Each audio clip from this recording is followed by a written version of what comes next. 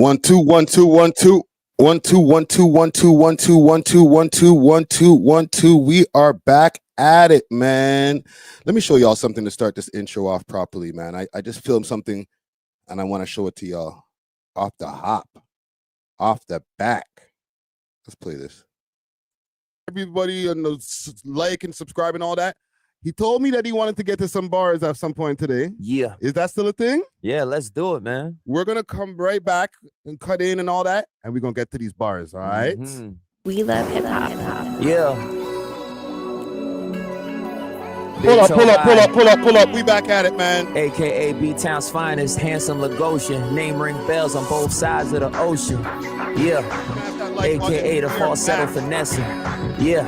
AKA Benjamin Button. The flow get fresher with time. Benjamin Button in this building. Let's go. Look, the third world was our first home. Leave them appalled like my birthstone. My next closet all earth tones. Olua Tobi gotta work for him. I gotta show him how it hurts to him. Yeah, you know that God is the greatest. I was riding around in the city. I ain't playing, you seeing it all. Oh, cause they know that they pray for the fall. Dog, and I know that I wait for the stars. Never sold my soul, I'm a soldier. Couldn't buy a winter coat, now I'm by a coastal. You know how I get it? Left wrist, right wrist, check. I ain't worried about a time limit. See, the balance of life is a Libra's motive. That's why I give out free game and keep composure. Yeah, we gon' make it. Rising up while the ceiling is dropping. The only ops in my doors, opportunity knocking. Look, snakes just rattle on, fakes just tag along. Do dirt with you, then Babylon to Babylon. Hate that I show y'all love and you can't respond. Lames just clogging up the lane without no hazards on. So I get my snapping on. Stones hanging on the lawn of glass houses. Niger boy, but he a dream like Olajuwon. Young Libra showing signs of a goat, no Capricorn. Boss man like D-Lo.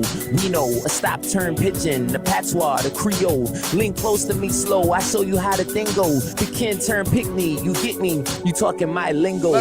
Wow, all my dogs wild like dingoes. Hate when you say that I'm hard on the cincho. Now I gotta stack my chips like a Pringle. Dorito came for the singles. We know the game so cold, I gotta show them how the thing go. I was on the corner, so you know I had to get it though. Yeah, it's going down like a game of Plinko. Whoever got it, man, I sent yours. Cause he 8'5", Ocho Cinco. Came back on, I'm a sicko. Feeling like Michael in his prime. Anyone, Tyson, Jordan, Jackson. If you don't disagree, then you gon' have some. They call me Tobi cause I'm back with it. I'm with Friday Ricky Dread, we gon' snap with it. It's a whole new thing, so I'm going off the top of the brain cause I'm staying in my lane with it. Fuck the fame, I'm just here for the change with it. And I'm riding on the street without no transmission. Yeah, and I'm staying on my damn mission. Get the cross to your head like a damn Christian. Woo! It's the ambition. Let's go, man. Let's go. Comment gang strong. Comment gang strong. We back at it. We back at it. Wednesday afternoon. Let me go up on my Instagram live quick fast just to let the people know that we are out here. Wednesday afternoon. What are we? 6:04 p.m. It's hot as fruit outside. But we out here, man. We out here. Comment gang strong. Hit that like button. Hold on. I'm going on Instagram to let the people know we are over here. Right? Bada boom, bada ping. We are live on YouTube. Where else are we live? We're live on Facebook. We're live on Twitch. We're live on X, aka Twitter. And I just added another chamber. We are live on Kick as well. Big salute to everybody who's popping out. Big salute to the people who are popping out on YouTube. On Instagram over here on my screen. It's a little bit muddy, but whatever. Who cares? Pop out. We are live on YouTube. YouTube.com/welovehiphop network. Big salute to Real Toronto Network. Who else is in there? East End Buds in the building. Underground Nation Pod in the building. Pop out. Make sure that when you get over here, you hit that like button. We got a lot of topics to get into. Let me get into my list of topics. K Money is back. Okay. He took a little hiatus after all of the different things that were happening with the chain and all kind of crazy ish, but he is back at it now. Top 5 pops back out after a little hiatus. He popped out with some OVO affiliates. We'll definitely get into that. Academics, is he to blame or part of the blame for the Toronto beef? Okay, there was a rant that went down from a creator out here that I want to react to, so we'll definitely get into that. Kendrick Lamar concert is going down tomorrow, if I'm not mistaken, and there's a few rules that have been put in place for the OVO fans for when Kendrick Lamar pops out. So we definitely got to get into that. What else is there? There's a Drake leak that we got the full song of. I'm going to react to that as well. I want to talk about Punjabi rappers for a segment as well, and the impact that they have on the scene. People like A.R. Paisley, all the different people who are in the scene. You know, R.I.P. CD Musiwala, a lot of different people that I want to talk about as far as the Punjabi rap scene. Pat Stay updates. Y'all asked for them, and I got them for you. Okay, there's a bunch of updates that I have from different news reports on this killing of Pat Stay. R.I.P. to Pat Stay. Condolences to his family, but we definitely got some updates. Last but not least, I have an update on this serial killer woman she went and killed 3 people in the space of 3 days. And I want to start covering that. I'm kind of late to the party, but I want to start covering that. But spam the chat. Let me know if you have any topic that you want me to get into. And we're going to be here for probably about 3 hours. Okay. All right. We got a lot of topics to get to. So tap in. And for the people on Instagram, youtube.com/welovehiphop network. Let's go. Let us go. Salute, Comic Gang Strong. Who is in the building right now? I seen Carol from earlier. Hold on. Let me put y'all on the screen.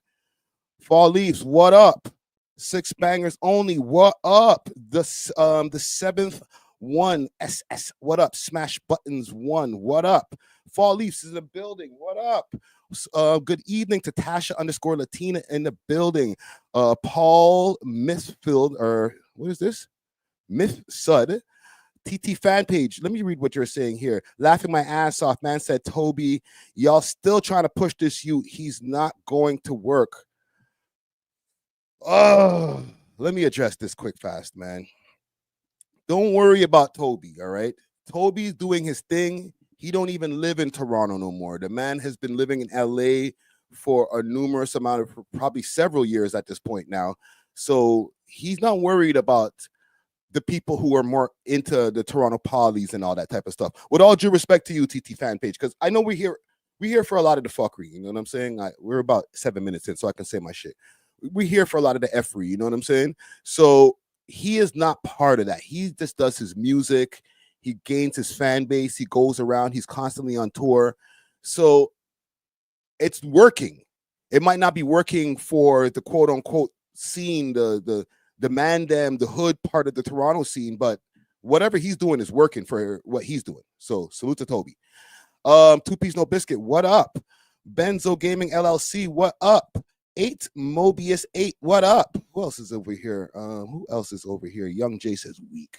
Stop this, bro. Stop this. Your favorite rapper can't rap like him. Carol in the building. What up? Who else is in there? Burrow Sounds, aka Young Shawarma, aka DJ Czar. He has an American vibe still, but he still did his thing. Yeah. He also, if I could just put y'all onto some game quick fast, and I could pull up his interview. I will pull up his interview. That's what I will do, because he did divulge something in this interview, or I pulled out some information out of him in this interview as far as his affiliation to Tory Lanez. Let me find the spot. I didn't timestamp anything yet, so bear with me.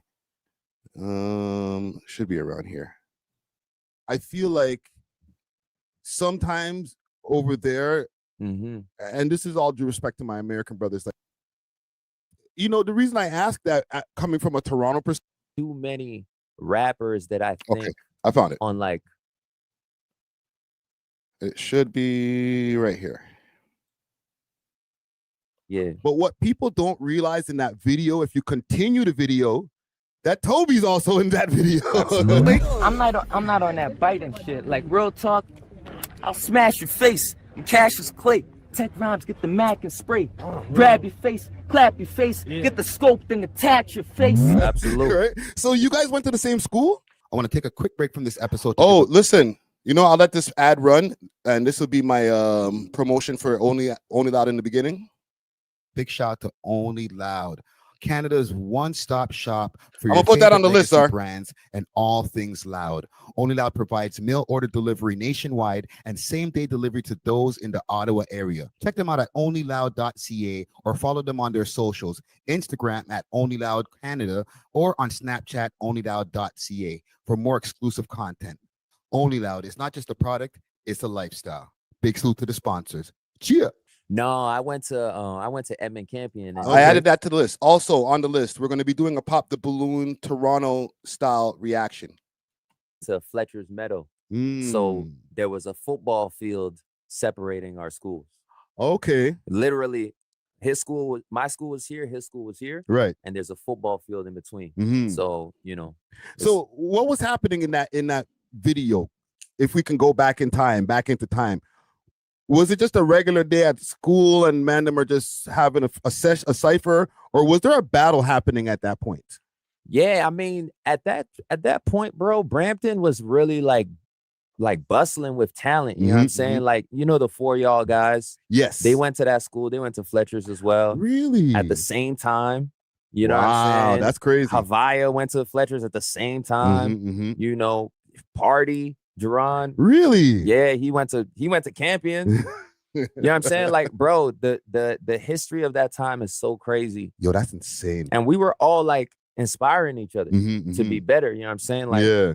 Like I used to battle Tori on MSN, bro.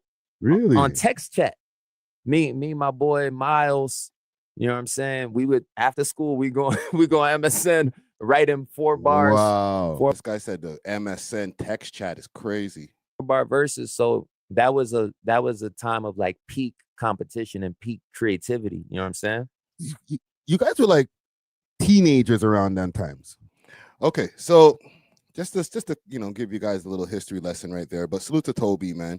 Also, big salute to Diamond Club. All right, to get into our sponsors before we get into our list of topics. Big salute to Diamond Club. Okay, Diamond Club and Cans. All right, I got a can of the Cans right here. All right, let me make sure. I'm gonna have to go fix my thing in a second. Actually, no, let me fix it now. Give me a second, gang. Let's fix this. All right. Better. Yes, big salute to Diamond Club, aka Cans. All right. They got delivery of these Cans, and the cans keep everything super duper fresh. All right. You're not gonna get none of that hard, crusty chronic when you get it at your crib. All right. They got delivery in the GTA in the same day, and they can get the package sent to you all the way to Saskatchewan, Vancouver, wherever you need it. Okay. Make sure to hit them up on their Instagram page. That's Cans_Canada1. Also, you can find them on the Diamond Club page. That's Diamond Club _Canada 2.0. When you go to the website, make sure to use the code welovehiphop. Get yourself a nice discount. You know what I mean? Also, I want to give a big shout out, quick fast, to Hustle Magic. They gave me some trays. I was wearing a hoodie the other day that I got from these guys. So big salute to these guys. Go check them out on their website, hustlemagic.com. That's MAJIC.com. All right, hustlemagic.com. They got accessories, trays, all types of good stuff, right? But thank you for the care package, brothers. Okay, so let's get into our topics. We got a lot of things to get to. I want to start off with the K Money comeback. All right. K Money has gone through his share of drama over the last few weeks, as far as his crew getting a hold of Top 5's manager D Money's Chain, and they went and did the Greasy Neck tour with D Money's Chain for a little while, and then I think it was about 2 weeks that it took for the GGs to come back and get at K Money and those guys. There was the video that popped up of K Money, and he was getting dragged out of a car and whatever, just a bunch of wild shit. Okay, now since then there was the live stream that Top 5 did over at Canada's Wonderland. He started putting the chain on all the different fans' necks that would bump into him. It was crazy, okay? High level fuckery, we'll call it. But subsequently, there was a shooting that happened over in Jungle, aka Lawrence Heights. One of Top 5's homies passed away, as well as 5 other people were hit. Just bare drama. And for the most part, after the robbery of K Money said nothing. Casper was still around doing his thing. He's had music that he was dropping, so he kind of couldn't jump off of his schedule with the drama that was going on with his brother. But at the same time, K Money, he just went silent. Okay, there was a lot of rumors of people saying, "Oh, maybe he went silent because his face was butt up," all kinds of shit. Okay, so he has resurfaced. He went on Instagram Live last night. He did, I think, about a 7-minute live, and he addressed a few different things. So I'll pull it up. I'm kind of delaying because we're about 15 minutes into the live. He's gonna curse like crazy, so this is probably gonna demonetize my live right off at the top. So thanks, K Money, but it is what it is. This is courtesy of Torontology Reddit. It says, K Money, this is John Doe GGG. BFR Bundog shows Toronto why they call him the CEO of BFR in response to GGG. But wow, this is all a lot for one video here. Anyhow, I'll continue. Burner bands, Willat Boys, Mount Olive members show allegiance to BFR and unfollow Top 5. So this is a lot of updates that have happened since the whole Canada's Wonderland live stream. So let's get into this over here and see what K Money has to say. Yeah, and you think these pussy ass fucking pack off summer, bitch? Where's Top 5? He's fucking quiet right now. He's a goof bitch. He should have sent the blitz. He should have said, "Oh, you guys have to drop on K Money? Blitz that." But the man never wanted to blitz that, right? Man don't want to use their hands and feet. GGG is a wash gang. We don't do chain for chain. We never did chain for chain in Toronto. Chain for chain is waste. So once a nigga takes your chain, we just want your head. We just want your life. These niggas want to go chain for chain. "Oh, you took my chain, I'm gonna come and take your chain back." Goofs, pussies. We're smoking on that new fucking pack, pussy. Goof.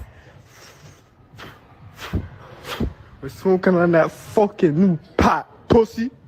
Fuck what you talking about? We're gonna get into this smoking on pack stuff too. Big salute to Honcho Hoodlum. I had an episode with him yesterday or a couple days ago, and he gave his thoughts on the whole smoking packs and this video here. We'll play that as well. To go to Wonderland, take a fat picture at Wonderland. Fuck is you talking about? Smoking on that new shit. We aren't even saying no names. We're just smoking on that new shit. I don't know what, you know? I don't know, you know? I ain't even got no bruises, no scratches on my face. It's only been a week, gang. Like, these niggas are so stupid. They're probably looking at my live saying, "Oh my God, K Money's back talking shit. K Money's talking shit again. We should have killed this nigga." My nigga, we're smoking on that new fucking pack. Smoking on that new shit. Fuck you thought, bitch. Fuck you thought, bitch. Smoking on that new shit. We don't do chain for chain. Tell D Money come get his bracelets back and shit. Like, you know, we still got your shit, pussy. We still got your bracelets. We still got your shit. I backdoor you, you backdoor me. You got some of my shit. I got some of your shit. So even from what he's saying in the beginning of this with the whole "we don't do chain for chain," I gotta say, man, he's saying a little bit too much online. Right? Because if we don't do chain for chain, what does that mean? You know what I'm saying? Like, we obviously know what that means, but that's not something that we should be hearing on a live stream, in my opinion. There's nothing that you niggas could say you did to me that I never did to you, and worse, nigga. We're smoking on that new fucking. Smoking on that new fucking pack. No names.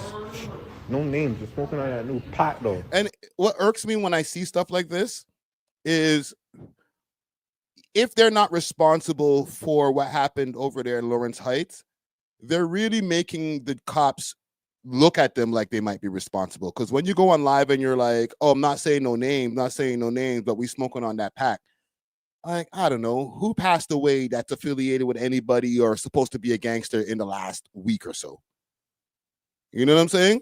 Like, it's not like we're dealing, even though Toronto has its share of violence, it's not like we're dealing with a body dropping every single day. So like the boy them have to figure out like, well, who are you talking about? Which gangster are you talking about? Like, which murder are you talking about?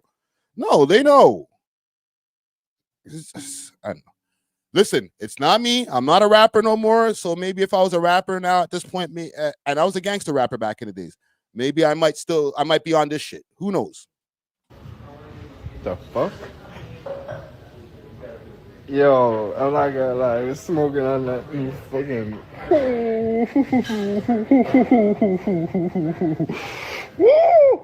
Yo, T.TV fam.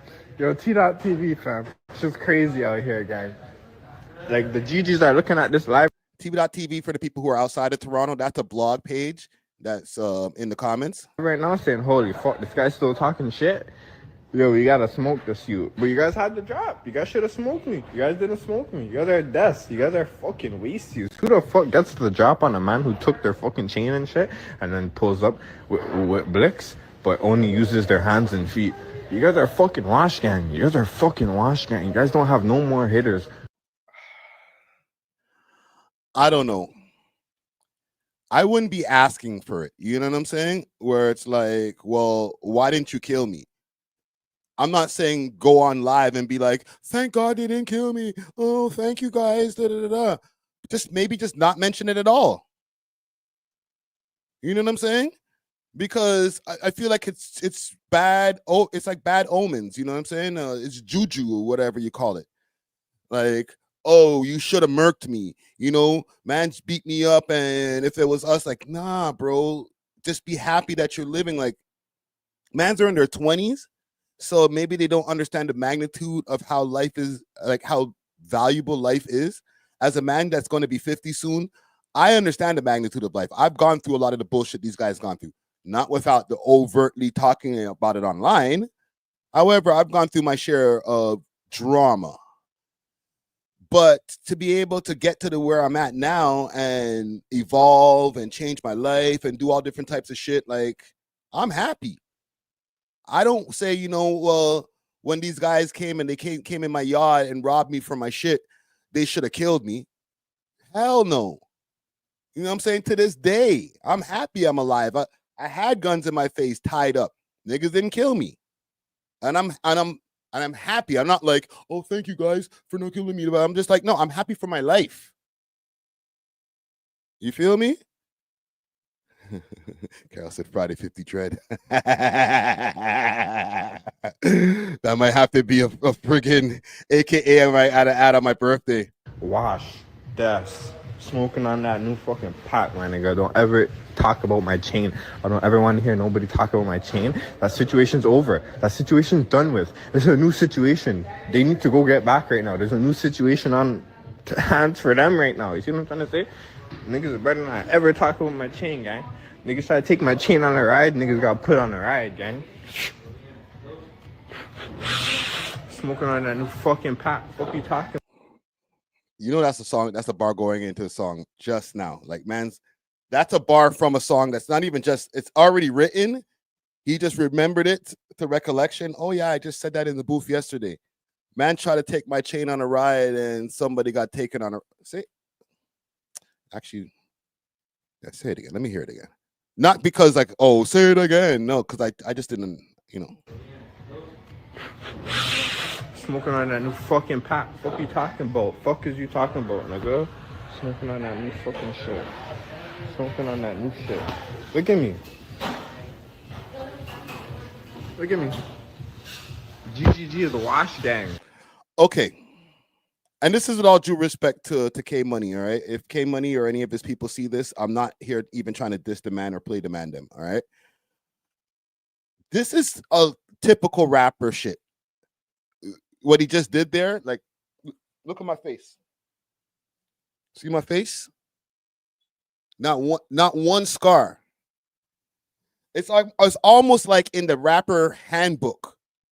When you get your chains and stuff like that from Kalani might just give you the handbook, say, listen, if anybody takes your chains and, you know, once you go and do an Instagram live or Snapchat or whatever, you have to do the face check. Like, listen, man, listen, look, see?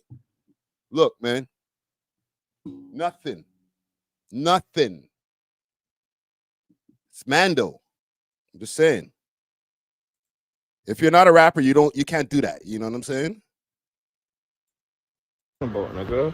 Smoking on that new fucking shit. Smoking on that new shit. Look at me. Look at me.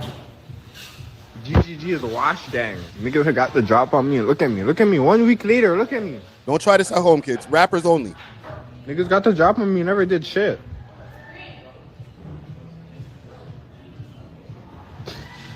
Niggas got the drop on me. Never did shit, gang. I'm not even gonna lie to you. I'm not gonna lie to you. Smoking on that new fucking pack.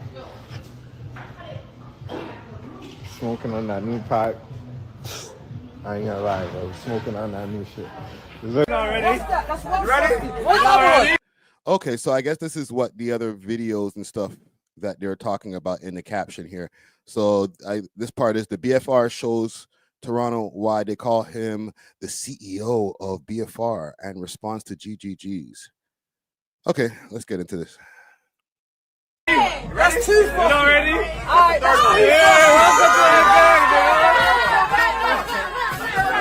The men love a watch, eh? These guys always be giving away bare watches. I'm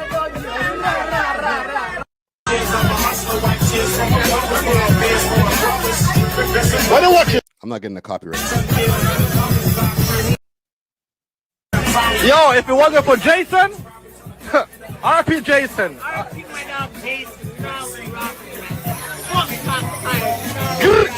What the caption say here? BFR Bundog, the biggest CEO. I got too much love for Jason to add the K behind it.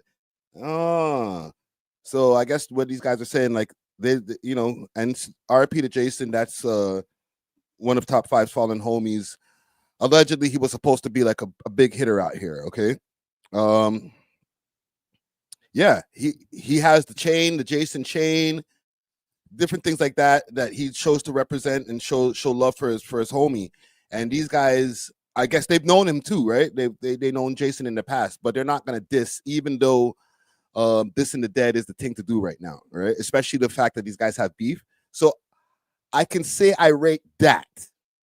I don't rate the activities that all of these mans are going on with, but to at least pick, bro, I don't know. The good doesn't outweigh the bad though. In the end of the day.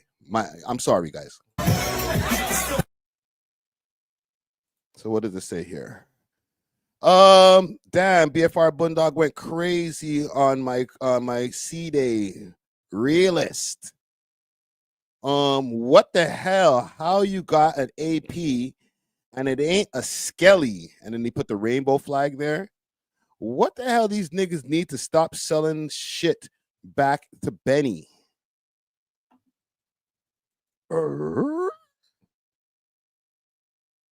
What does it mean? We know what it means. Okay, so I guess we're gonna get to the next set of stuff. Connect the feathers. What the hell? You got an AP if it ain't a skelly, and then the rainbow flag again. I guess he's talking to 5 this whole time. From him putting the rainbow flag. I don't know. Am I right about that, gang? Your watch couldn't even buy the chains on my denim. Go and add it up. So what are we talking about here, gang? Because listen, again, I'm older.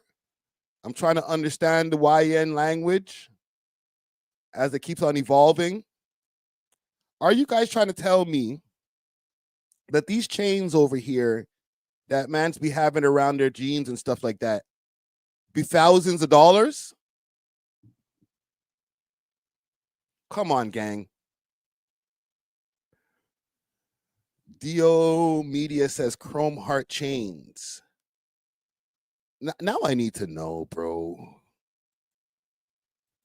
Now I need to know. Cause listen, I'm not trying to be an old head, like, come on, guys, save your money. Put some aside for a rainy day. But god damn, bro. This is why I'm washed. Let's see. Chrome heart jeans.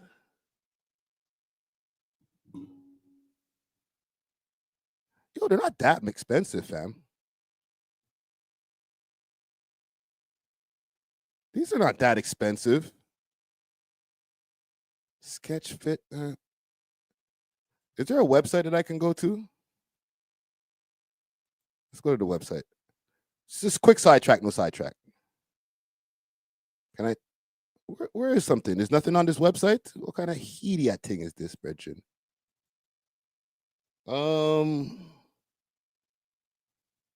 Locations.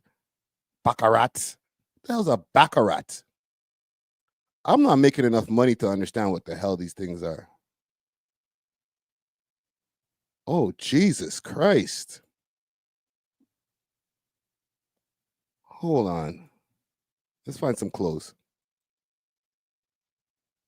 Scents, socks, scarves, underwears. What the freak is the clothes? $825 for the scarf? Yo, brethren.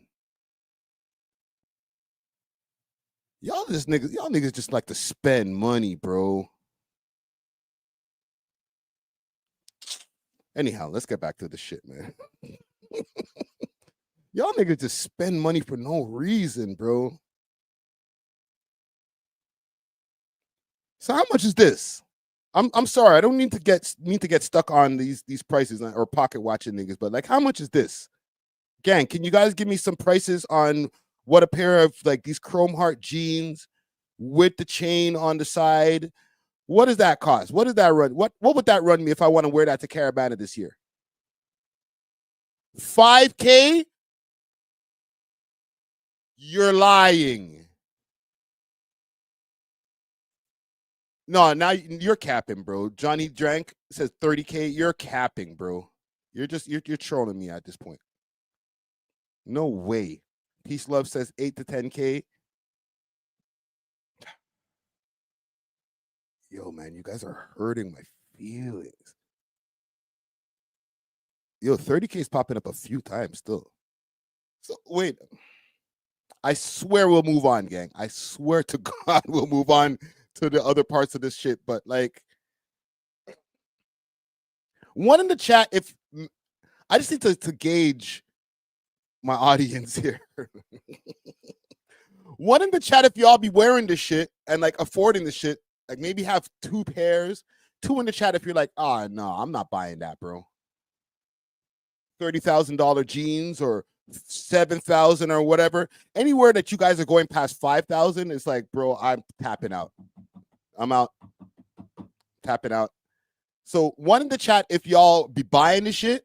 2 in the chat if you're like, nah, bro, it's a little bit too expensive for my blood. All right, I need to know, man. All right, I seen 1, 2 pop up in there. Anyone who says 1 is capping. Why, gang? You're trying to tell me that we don't got no ballers in the chat, bro? Come on. Bear twos in the chat.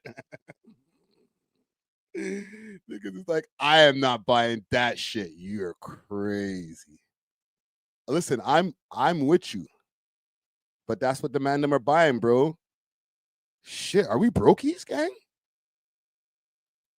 Let me know, man. We're just not doing it right, man. Let me tell you something, and then we're going to move on to the topic. Even if I had it, all right, I ain't got it, bro. I'm broke, baby. Even if I had it, I ain't buying that shit. I'm sorry, bro. There's a 1 in there. There's some 1s. He's a baller. Remember in Menace to Society? Oh, you a baller nigga, right? Okay. I mean, Dem Bill says he got 1 for sure. For sure. He's a baller. Shot caller. Let's continue. Okay, what do we got over here? Saw my son. Okay, so who's this here now? The real, or there's something for soccer. Saw my son at presser outside Dolo, all his jewels on. New York, New York. We really like that. Some boy only put on that shit when the cameras. We walk around with more jewels than your whole set, Dolo. And I know a few niggas in my set that are richer than your whole gang.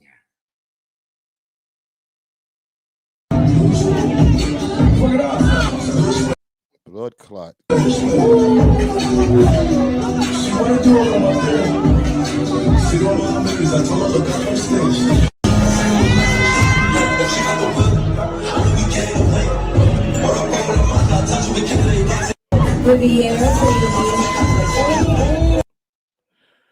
Five chains with hundreds and on each wrist. Everything we do is S or better.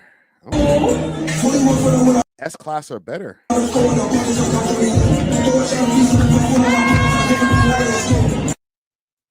She's happy. She's like, yeah, thanks, guys. When you see that dog shit, okay, so when you see that dog shit, just know it's dog. What the hell? What is all of this BFR luggage? These niggas is balling.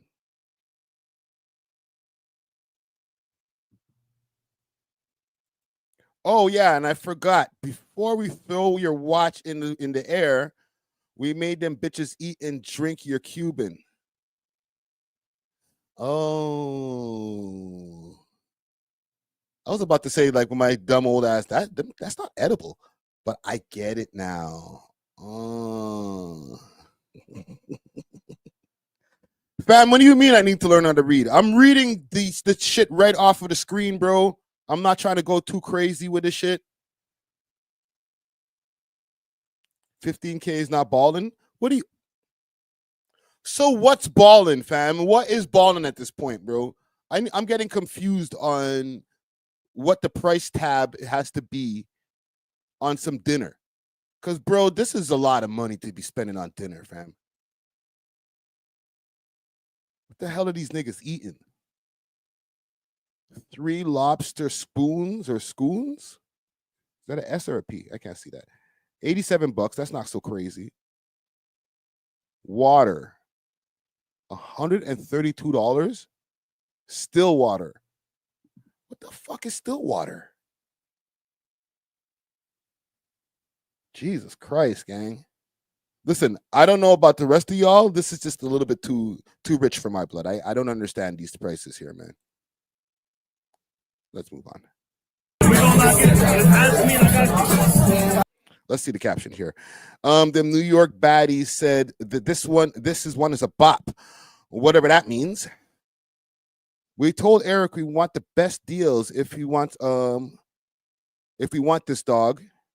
He knows he's, what does this say here? He knows we really spend that shit at whoever this is. We already got rainbow roses from these niggas, and it's still telling us, oh, to lock in.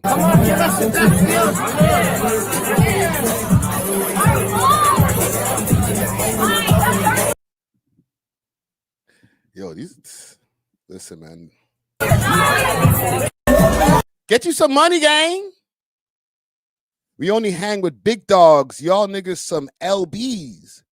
Go ask someone in New York what that means. Yo, guys are sending bare subliminal messages.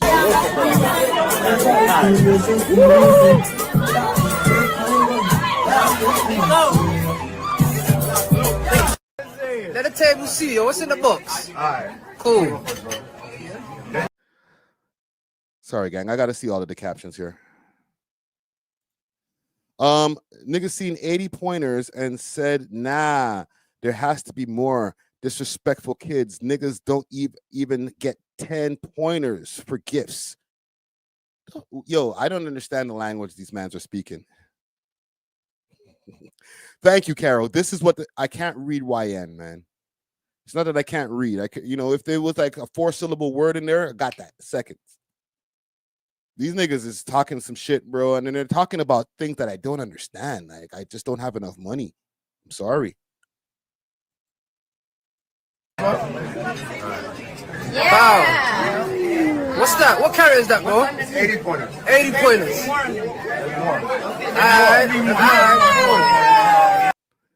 The 80 pointers. So they're talking about the character and the points. Okay. All right, cool. What's that? How many grams is that? All right, cool. Oh, what's that? The CZ? And the beef.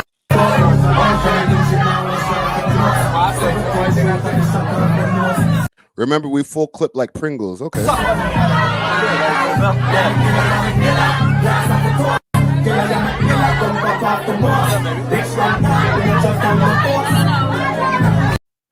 I feel like there might be some EXO members over there too, because this is in New York around the time of the Weekend concert.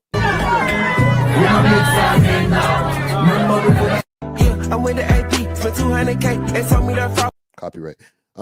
Connect feathers. Right. I might be alright, but it ain't no. I was in the kitchen. These niggas is just like balling and showing off their how much they're balling. Quit the cap, nigga. You ain't even VP, Presser, and who's this? Don at Mikey. Okay. Cooking dope, bumping Jeezy. They know I hit your block with this 2-3. Niggas get changed.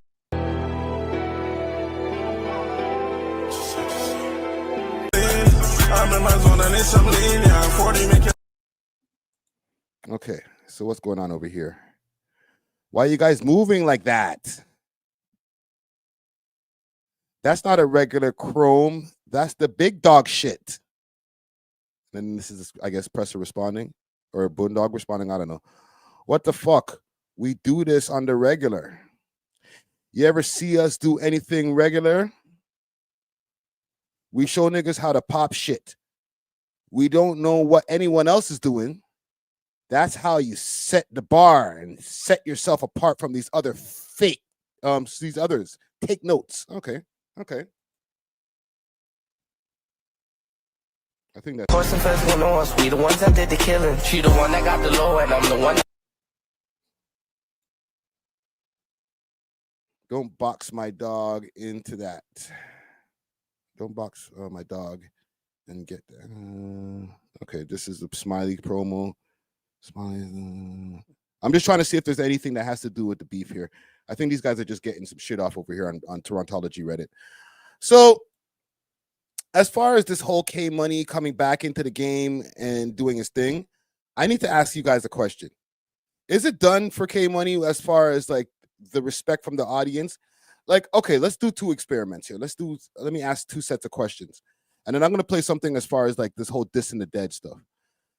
One in the chat if you're a K Money fan. Let's start there. One in the chat if you're a K Money fan. All right. I'm not asking if you're a Casper fan. That's a different story. Okay. Even though they're brothers, they're different. They might have different fan bases for all I know. But one in the chat if you're a K Money fan. Okay. Two in the chat if you don't like his shit. Obviously. Okay. We're going to start there because I need to know a couple of things on just maybe how the people feel. And as far as maybe what he can do to get himself back to prominence. So let's start there. One in the chat if you're a K Money fan. And then I'm going to get on to my next question. I see a 1-1 in there, a bunch of twos or about 3 twos. Okay. Because I guess my next question would be, jeez, a lot of twos. Okay, no, this is some ones. My next question would be, can he come back? All right. One in the chat if he can come back from just all of the L's that he's taken over the last 2 months, 3 months, including like the fake paperwork and stuff like that. And I'll call it fake because I also, besides my own confirmations or my own research that I made, I had an interview with Honcho Hoodlum, and Honcho Hoodlum was very adamant about the fact that was fake, and he was in said paperwork. So let me reiterate and re-ask this question. Can K Money come back? Can he do this? Because right when he's about to catch some steam, people start forgetting about the paperwork stuff. You know, he addressed that stuff in his interview. He was able to like start getting his fan base back in tow. Like people are starting to forget about the bullshit. Then the whole thing started happening with the Raptors game, not the Raptors game, the chain thing. I forgot about the Raptors game. Shit, man. So yeah, can he make a comeback? Can he make a comeback to the point where we don't even care about all that shit, man? Fam, the paperwork's bogus. One ups M says paperwork's bogus, but he got goofed up beyond recovery. Yes, I don't want to say goofed up beyond recovery. I won't even say goofed up. That's his words, not my words. But I will say he has taken some L's since the paperwork. I feel like the paperwork was supposed to be the finisher, and because it wasn't the finisher, it was like, all right. Like if there was a concerted effort to try to take K Money out of the game, and listen, this is speculation, all right? All speculation. And not even speculation. This is, let's call it a hypothetical. If there was like some kind of concerted effort to take K Money out of the game, it started with the paperwork, like a smear campaign, let's call it. Like started with the paperwork, and because the paperwork started to kind of like fade away after a while, and people were like, nah, it doesn't look so legit. I don't know if I can believe that shit. Then people were like the conspiracy or the people, his detractors were like, okay, the paperwork shit didn't work. How do we get this guy? How do we get this guy? All right, we're going to have to beat him up.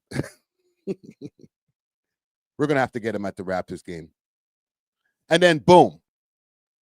He came, did the interview over at We Love Hip Hop, addressed everything, addressed the Raptors game, came through, did the rapper look at my face, same clothes, right? Ran up the views. People are like, okay, K Money's back. Talked about, I got a 6-figure record deal. I'm back. Then this shit happens with the chains. It's like, another L. Okay. He's, we just watched the video now. He's showing, nothing. I'm cool. Y'all niggas should have killed me. But at this point now, it's like, I don't know, man. Damned if you do, damned if you don't. I don't want to say 10 steps or 1 step forward, 10 steps back. It's like, it can't catch a break, bro. That's what I want to say. Man can't catch a break, bro. It's fucked up, man. Yeah, that's what I'm asking. Can he make a comeback? Not now, obviously. And maybe he's trying now. That's maybe the reason why he popped out. But in time, give it, let's say, 6 months. Man pops back out. Everybody's like, nah, bro, we just want the music. It's forgotten, bro. It's water under the bridge. That's all I'm asking, bro. And all type of shit. Hoodlum did address something that caught my attention. Let me see if I can find this as a clip, because I did clip it up. Just give me a second here. I did clip it up. And it's irking me right now, man. Behind the scenes, if you can see what I'm looking at behind the scenes, all of Hoodlum's interview and his clips and all that stuff is all yellow. I'm trying to wait for the shit to turn green before I publish the shit. But anyhow, that's my own struggles.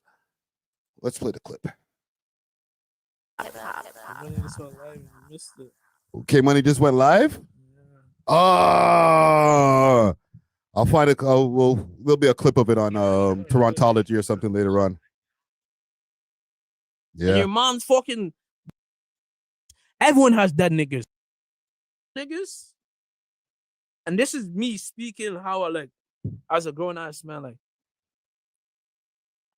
these niggas are influenced. You know what I mean? They're influenced by the Chirac and the whole drill wave. And I understand it, because everyone gets influenced by something. I'm before the drill wave. So it's like, that shit don't influence me. Because I know it. I was outside before the drill shit was popping. You know what I mean? Yeah. So it's like, my gen, we did everything that these niggas do. Niggas, they're just rapping about it. We did it, and you could even speak on it when we were really doing it. Yeah. And if you did it subliminally, where only those guys know. The cops could even figure it out. Nowadays, these guys are saying the niggas name, this, that. Everyone's just like, holy. This is getting so crazy, and it's like, bro, we just need to get back to we need, no, it is not even get back. Yeah, get back to it, because we were on that before the Chicago shit. Yeah. We need to get back, You could be enemies with niggas and not smoke niggas. Like, we could be enemies and I'm not smoking your dead niggas. Like, I don't know your dead niggas. And if I do, like, I rest in peace your dead niggas. You know what I mean? Like, niggas just be, yo, I'm smoking this guy and smoking. Fam, half of these niggas are smoking guys they don't know, never met, no involvement. It's like, bro, this shit's weak, watered down, played out. Like, and furthermore, if you're a real street and you're really fucking in the trenches, everyone has dead niggas. We all got niggas. So what the fucking joke? Like, what's the joke? I never understood that. Like, what's the joke? We all have dead niggas. You have dead niggas. I have dead niggas. And if you don't have dead niggas in the streets, you're not in the streets. You're not in the streets. Straight.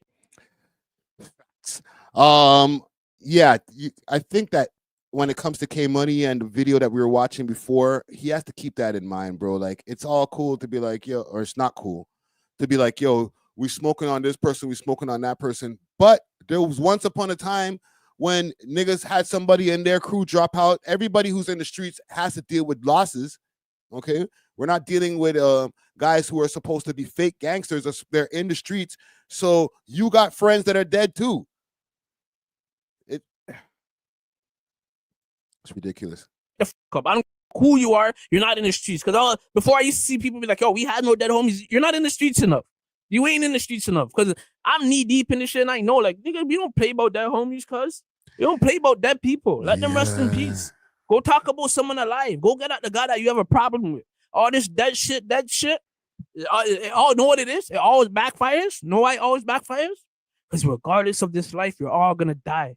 That's the only thing promised in this life, is that we're all gonna die. So regardless when you die now, the joke's on you. That's now somebody's gonna be smoking on you. What's the point of, like, it makes no sense. You know what I mean? Like, yeah, niggas did it before and it was cool, and like, fam, when you think about it and get on a grown man level, like your shit's weak. The fuck? I ain't smoking that niggas. I'm smoking Flavor Kings, man. That's what I smoke.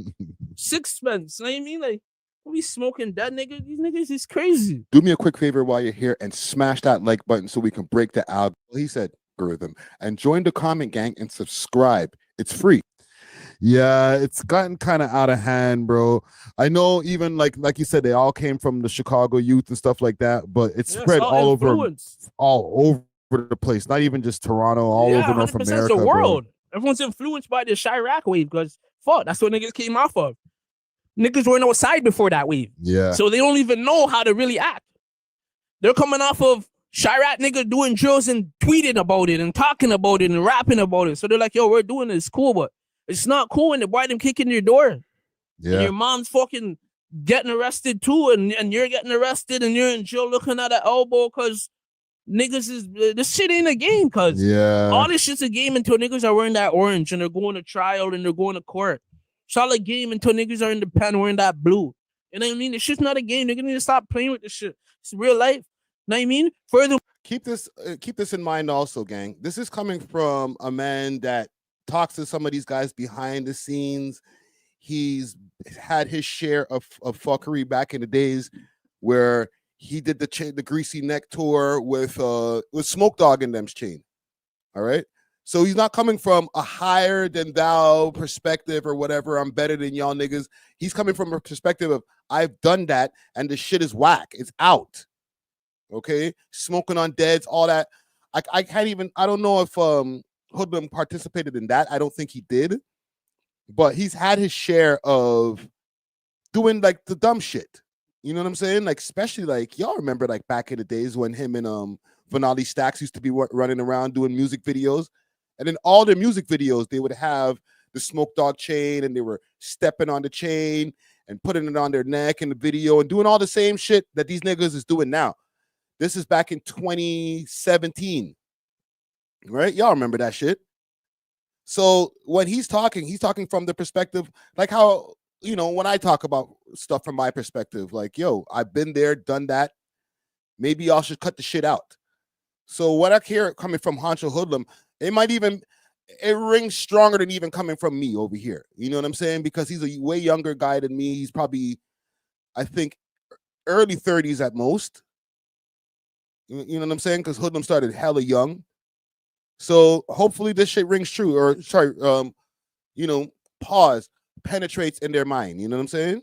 More like, this is what I don't get. When niggas are smoking niggas and laughing at niggas, that is like, but you have a dead nigga, so it's like, so what? Your homies are waste. He died. Didn't so what? Your homies are waste because they died too. Like, you know what I mean? Like, make it make sense. It doesn't make no sense. There's no way you could equivalent it to make sense. It's just pain being transferred. You know what I'm saying? Like, hurt people, basically. Yeah, for sure. But go hurt people. Don't be saying shit. Go hurt people. Go really put that fucking work in. Go get your feet wet, pause. You know what I mean? Like, these guys, you know what I mean? Like, these guys are not even doing anything. Everyone's smoking dead niggas and they don't even know. Niggas is like, nigga, I'm past that. I'm a grown-ass man, bro. Niggas can't even come to me about smoking niggas. Can't even roll up a Swift and say, yo, we're smoking this guy. Like, fam, I'll take that as a real disrespect. You know what I mean? I don't play those games. Those are little kid games. You know what I mean? I'm a big man, fam. I don't play those games. And if niggas want to play those games, play those games. But say my dead niggas and shit, like, I'll take that. I'll take that to the heart because I don't play. Yeah, it's become an epidemic. And what he said is also very, very true. It all started with the Chicago wave. A lot of the man them grew up on the Chicago wave, and they're like, yo, that's the thing to do, right? We got to stop adopting the most trashiest parts of American culture, okay? Big salute to all my Americans out there.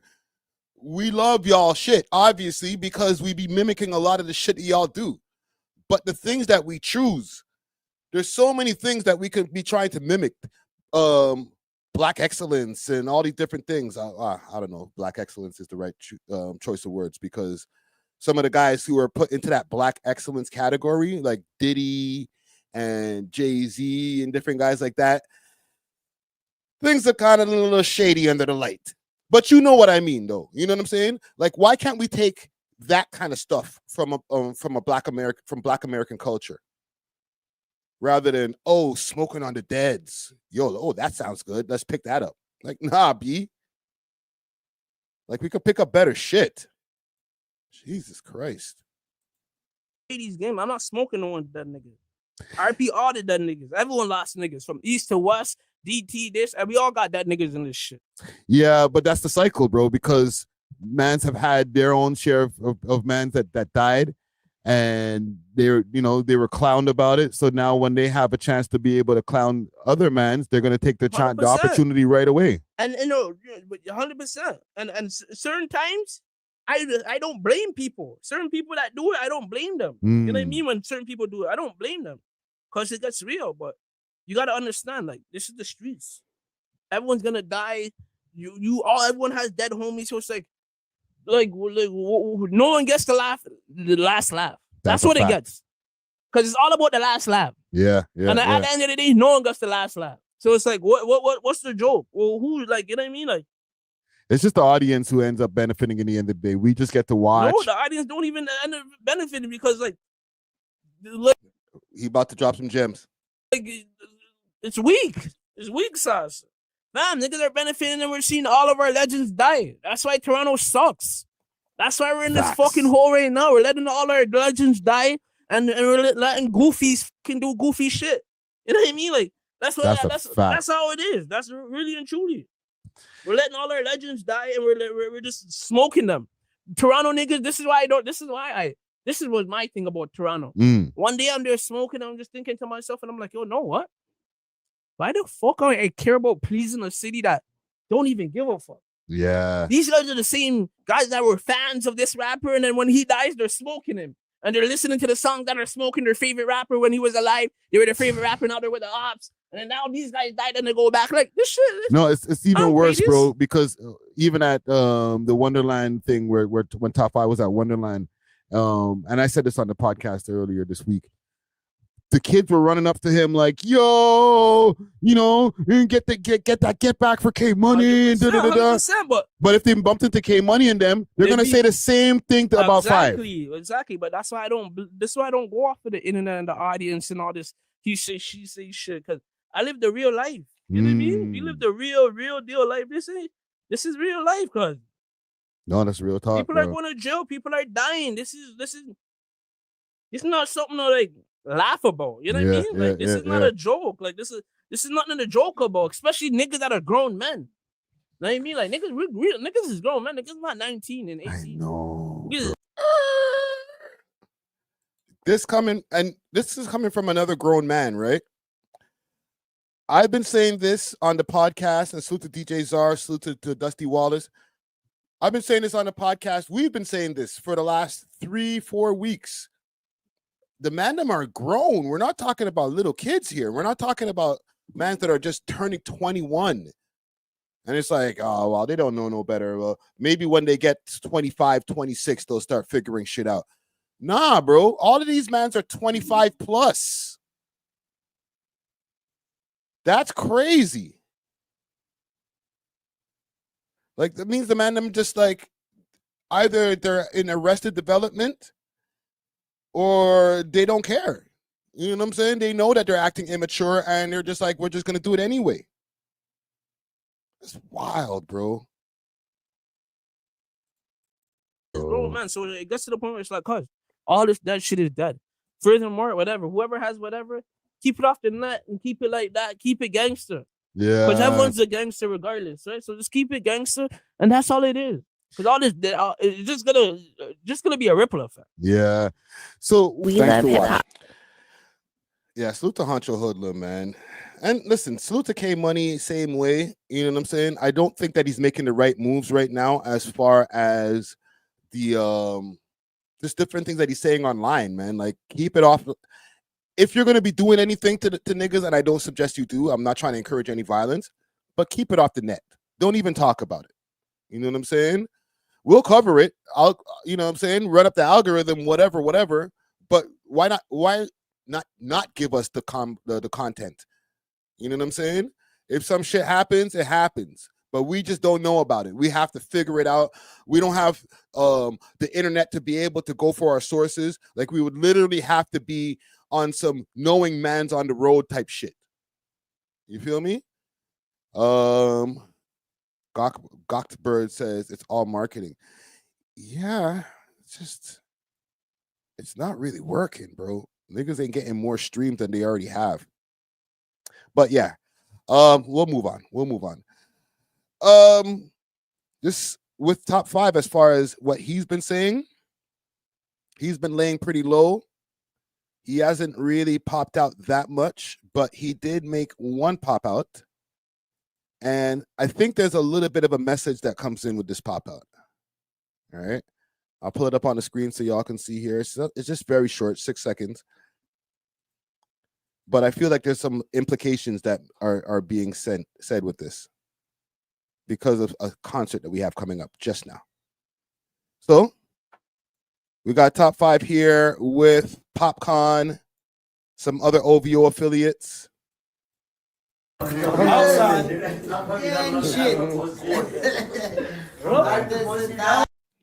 Right. Salute to Popcorn. I think that this is a message. Maybe Popcorn and them are not in on the message. They don't know. But just showing that the solidarity with Popcorn, who's an OVO affiliate at this point. I don't think he's signed to OVO anymore. But showing that, like, yeah, I'm here with the man them, is saying something. Right? It's like, yo, I'm still good with the OVO camp. That's one. And as far as making good on his promise to maybe not himself, but like go check on the Kendrick Lamar concert and maybe something might happen to Kendrick. Like, remember that was said. You know what I'm saying? That, yo, Kendrick Lamar is going to come down here. We're going to go. We're going to look. We're going to watch the video. Make sure when he comes down here, yo, don't go to New Ho King and all type of dumb shit, right? So I feel like when we see something like this, it's kind of still alluding to like, yo, Kendrick's going to be here. When's Kendrick going to be here? Tomorrow, right? Aggressive Fish Lover, crazy name here, says, doesn't look like outside. It's inside outside. You know them ones there? Like, yeah, I'm outside. I'm at a function. I'm at somewhere. You don't have to be outside on the road. 12th and 13th. So the 12th is tomorrow. All right. So this video is from yesterday. I feel like it's 3 messages that we got out of this. All right. We got one. I'm still outside. All that stuff that happened with my homie the other day in Jungle. I'm still, you haven't broken my spirit. I'm still here. 2, Kendrick Lamar concert. It's right around the corner. I know I said all that shit on the Kai Cenat stream, all that wild stuff. I'm outside still. I'm outside, and the concert's just around the corner. We outside. Chase Trey says, when was this? That's also a good question, because this video surfaced like a day ago or something like that. But who knows if this is a video from before, from time, G. And 5 just said, let me just resurface this video back into the zeitgeist. Right? Who knows? It's a lot. Somebody said earlier, it's all marketing. It is obviously marketing.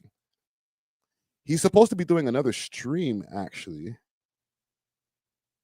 if I'm not mistaken. Hold on. Let me see if I can find that on Reddit. Let's go back to Reddit.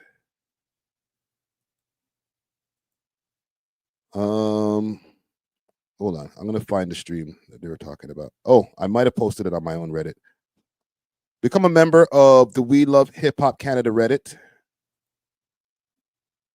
This also could be advertising for his stream. All right, this is courtesy of Six Trench. They said, go follow at Top5's Kick. He's doing another stream. So I think in the next day or so, we're going to be seeing another stream from this guy. But as far as this post here, the third thing, the OVO affiliation. That OVO affiliation has gotten, I don't know if it's been shaky. I haven't spoken to anybody behind the scenes. But one thing I do know is when Boondog played that song, he was trying to do something as far as divide and conquer. Okay, I'll pull up the song in question that I'm talking about. But the thing that he played at the end of his song there, first call is the name of the song. I know I have it on my Reddit here. Let me find it. Un momento. Let's find first call. Let's find first call. Here we go. I'm just gonna run. We love hip hop. Now, here's the thing. A lot of people were saying that the repercussion. I'm not a rat, but I'm telling you because I like it. Oh yeah, you never heard that from me, though. This part here. Involved in what's going on. I see what's going on. The Birkin bags, the Corey Lane songs in the background. The proudness, you know what I mean? That's not how this city looks. We're gangsters, and it's like these little guys that are trying to play this little petty game can't be put it on for the city. Let's talk in the morning, though. Oh yeah, you never heard that from me, though. I'll talk to you in the morning. Call you in the morning. Man. So, I think because of that is why we got this.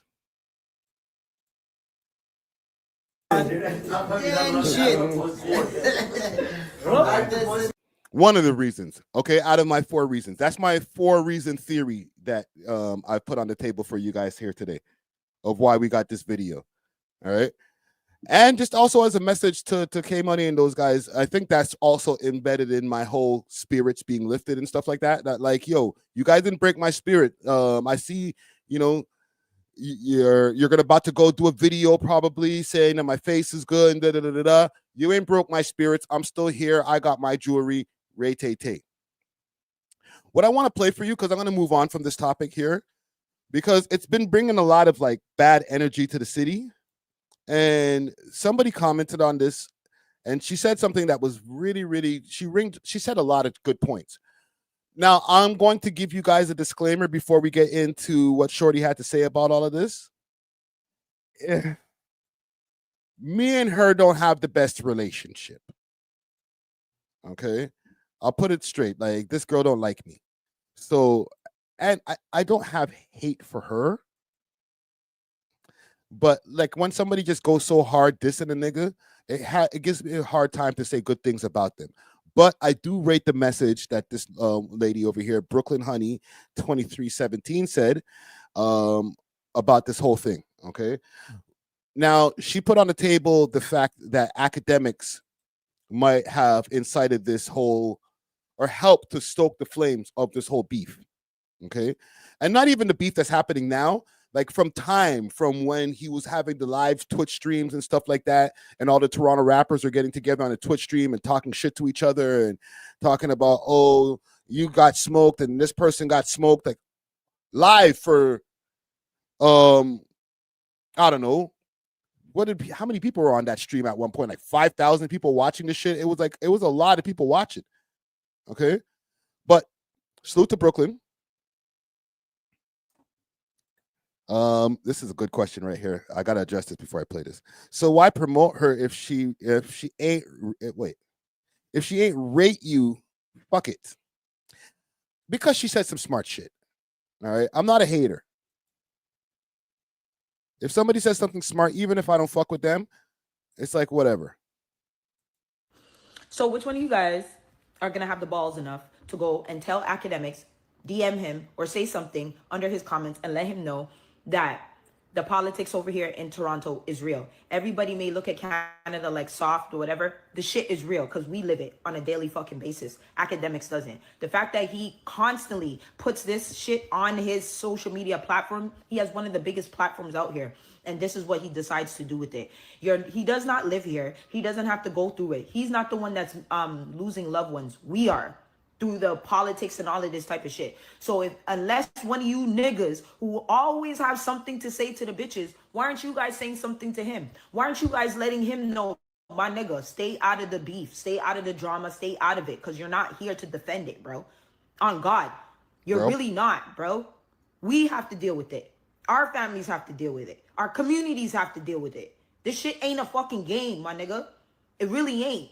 Because niggas that come from certain areas don't play that shit. Especially Jane and Finch. We don't play that shit whatsoever. There's many other hoods that don't play that shit. Rexdale doesn't play that shit. Jungle doesn't play that shit. Vern doesn't play that shit. You understand? Black Creek. Like, there's a lot of areas that doesn't play that shit. And people think that this politics shit is a game. It's really not. It's not funny at fucking all, bro. When we think that thing is dying down, here comes these niggas with this shit. Like, grow the fuck up, for real, bro. Which one of y'all, like I said, y'all always have so much mouth for the gal them. Which one of you guys are gonna step up and tell the man them to stop the fuckery? For real. How old are we? For real. We're still out here snatching chains at our grown fucking age? She's pissed. Is she making some points right now, gang? Right? Is academics part of the blame for this? I'll play some stuff from this. You know, I'll play it now before she continues cooking. Niggas is this in their forehead. Stop, bro. I thought I'd be over here dissing Brooklyn, but I don't got that kind of hate in my heart, man. I ain't dissing her, man. I ain't gonna diss her. If you see anybody dissing you, Brooklyn, it's the comments. It ain't me. All right. If they're giving you bare jabs and roasting the hell out of you in the comments, that wasn't me. It wasn't me. It's the comments. I'm an asshole. Let's see here. Let's do this. Because I know I have a lot of those academics live streams saved. Academics. They got me feeling like I'm academics. Why is that only 10 seconds?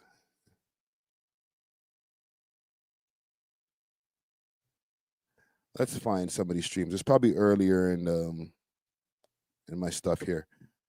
Academics Toronto Twitch stream, local city. This is one of them.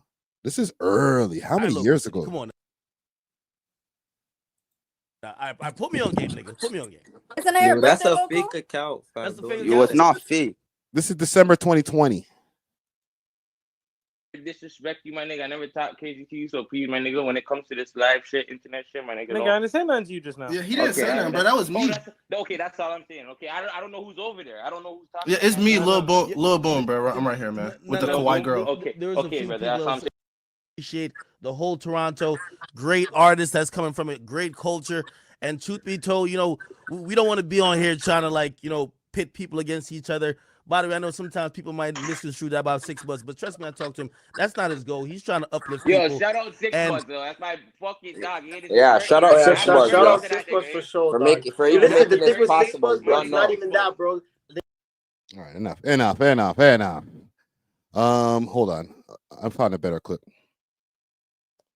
I will find a better clip because they're trying to say that he helped, or she's trying to say that he helped cause this shit. And we seen right there, that's 2020 when Act did the first big link up with all the Toronto rappers. Hold on, let me find a better clip. We'll find one.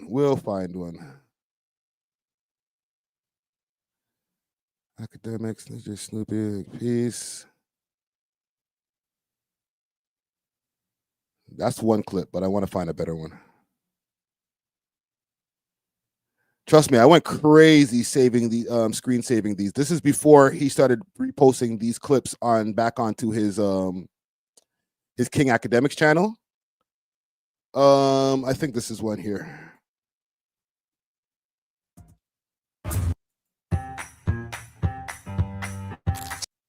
I screen record. So I say, yo, Cribazz, yo, I'm gonna send you. You know, I'm gonna send you.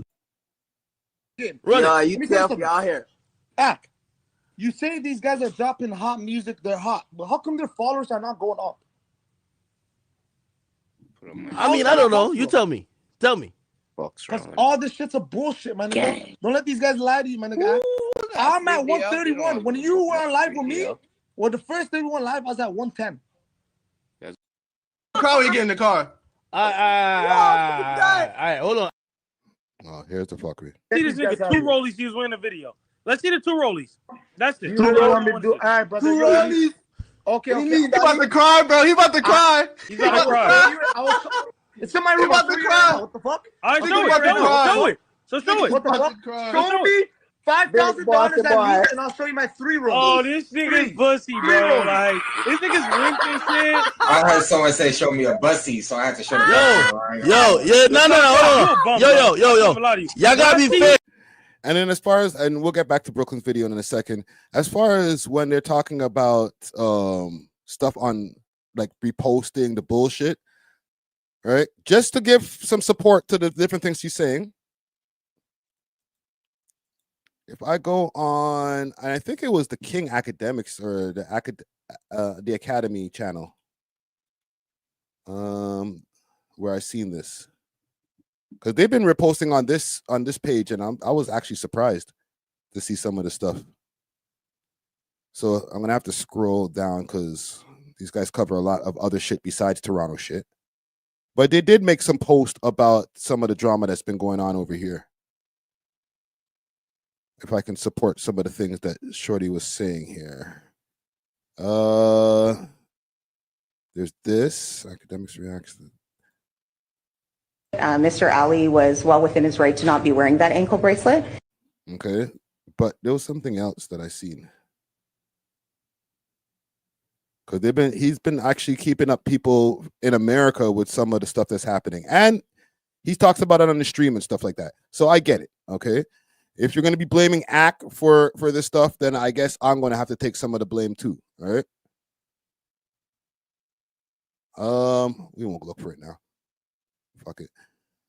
Let's go back to Brooklyn and see what she got to say. Let's go back to Brooklyn. Go Brooklyn. Still out here having beef for unnecessary reasons that are grown fucking age, my nigga. You guys should be worried about taking your family out the hood. You guys are worried about your ops. My nigga, how about you op yourself out the fucking hood and go buy a house for you and your family to live in properly, so you don't have to do this every 2 fucking seconds. Look over your fucking shoulder. You know how much it costs to bury you guys? A lot. For real. Unless academics is gonna pay for everybody's funeral, you guys need to stop with the fuckery, bro. On God, I'm sick and tired of it. Every time I go on my social media, I see something and it's this guy entering our chat over here, and you have nothing to do with what the fuck is going on over here. When has academics ever came over here to help us or do something positive? Never, bro. So once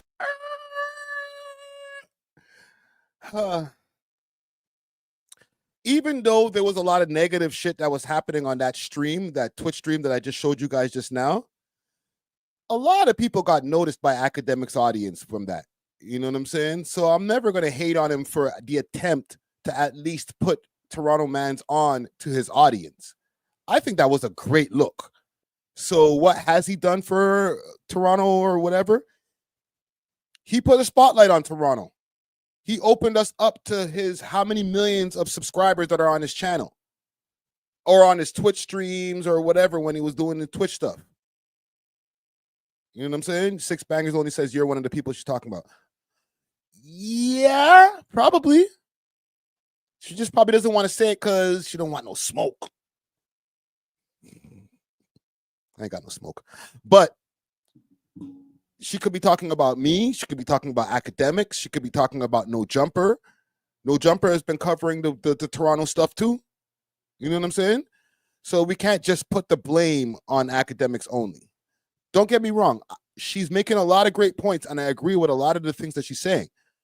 But we can't just put the blame on academics or anybody, man. A lot of these guys have to take accountability for their own actions. You get an opportunity to have a spotlight and be in front of thousands of followers from somebody else's audience in America, especially as a rapper who's trying to get a deal and gain an American fan base. Don't get on the stream and crash out.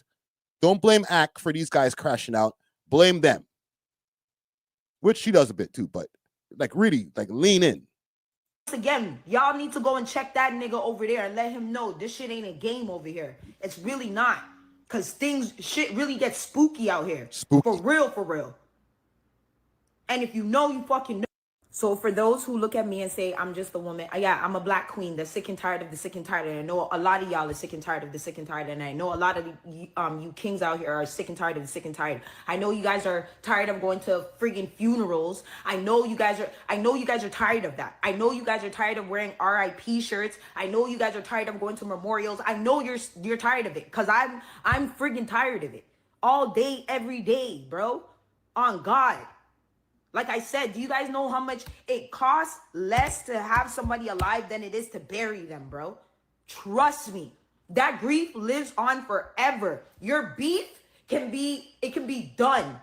But that grief that families have to deal with is a forever thing. Living without a family member, living without a friend, living without somebody that you actually love, bro, is different, bro. So when I'm telling you guys, demand them, I need y'all to step up and start talking to these youths, bro. On God. Somebody needs to talk to the right person, needs to talk to these people. That's the shot. That's the shot. She's talking facts, though. Somebody needs to talk to them. I don't get up on these streams and be like, keep it going, guys. More drama. All right? Do it again. Take another chain. I'm always up here saying y'all are dumb. You guys shouldn't be doing this. You're too old for this. All that stuff. However, maybe it's not me that they want to hear from. It's somebody else. You know what I'm saying? I get you. I understand. All right. I receive it. But she is talking facts, though. Niggas, like, if the stuff that I'm saying on these live streams or on the podcast on a weekly basis, even when I talk to other guests, if that shit ain't sinking in, even when I talk to them directly, if that shit ain't sinking in, then I don't know. Whoever who got a gazillion dollars in their pocket, I don't know. There's a few people who I know who have a few $1 million. Maybe they should talk to them because they respect the money. That's one thing. They respect niggas with more money than them. So if a nigga with more money than them and power is saying y'all are being dumb, you're being immature, like really like harsh with them, not even trying to like spoon feed them the knowledge. Like, yo, what's going on with you? Why are you acting goofy, bro? Like really using those kind of words, like disrespecting them. And they can't do shit about it because that man has so much power to get you clipped like that. Get your whole crew clipped. You know what I'm saying? If that nigga's saying y'all niggas is fucking up the money, they'll listen. Them. I need y'all to step up and start talking to these youths, bro. On God. Somebody needs to talk to the right person, needs to talk to these people. For real. We can't be out here condoning this stupidness. So, somebody said, and salute to Lamar Lashley, said only Master T can save the streets. I know you're joking, but I'm going to address this comment though for real, because even like OGs like a Master T who are highly respected by mans like me, if he was to get on his platform, which is not big enough, respectfully, they're not going to hear him, one, and two, they're gonna be like, nigga, you ain't got no bread. You broke compared to me, nigga. You ain't got an AP. You ain't got a Richard Mill. Why the hell should I listen to you? Nah, he's around, Lamar. He's around. I see him on Instagram and shit sometimes. And BB, it's nothing wrong with chasing the bag.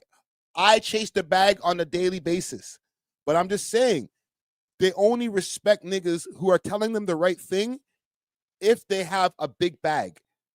There could be 100 people who are telling them, bro, you're being dumb. You're messing up your money by beefing like this all the time. You're making shit hot.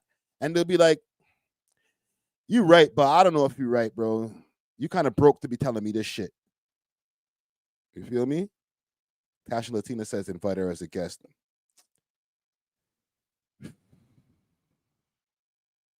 No. And you know when people want to step up and say something, when it hits their fucking front door, excuse my French, when it hits your front door is when you want to get involved and talk about, oh, people need to stop the violence and the man them need to put down the guns.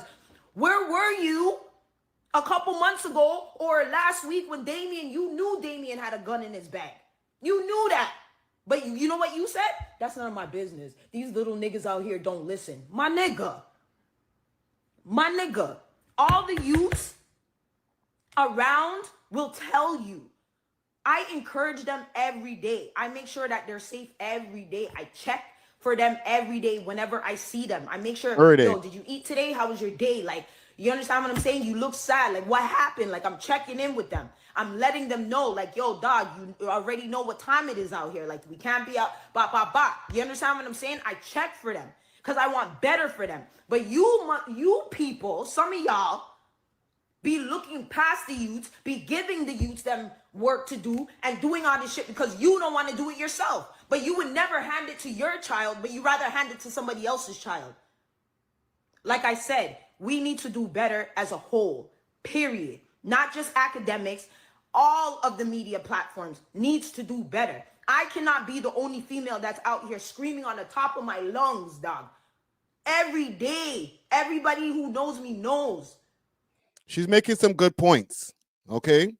I will say this. A lot of the media platforms don't really speak, but the ones who do, like the ones who have podcasts and stuff like that, Steady Mobbin, who else? Voices from the Staircase, the Mandem Show.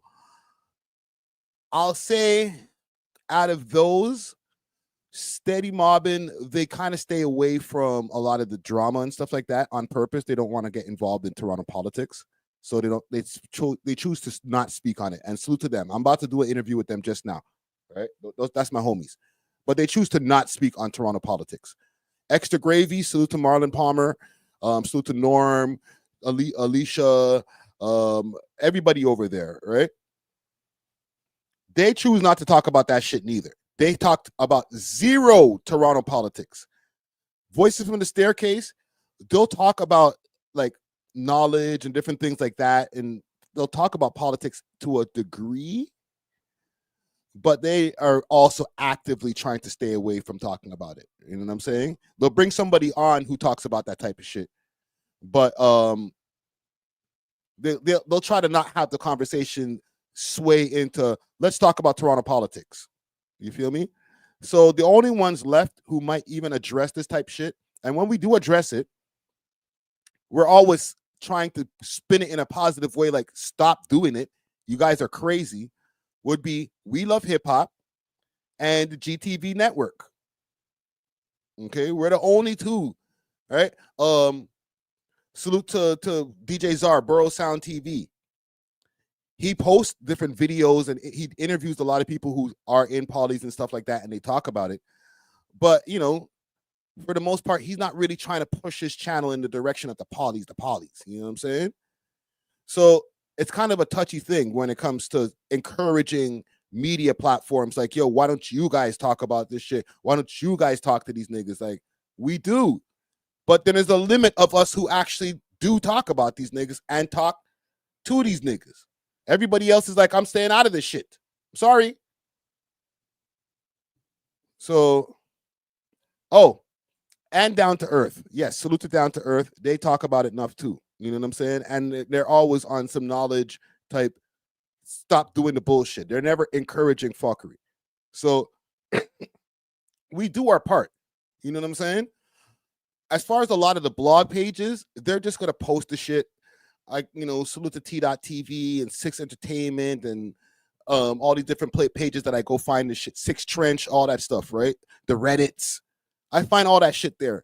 Nobody's going to be on those pages saying, come on, guys, stop. Because they don't have mics. They're not doing that. We have different jobs when it comes to this media shit, right? If they post a bunch of positive shit, guess what? No likes, no comments, a dead page.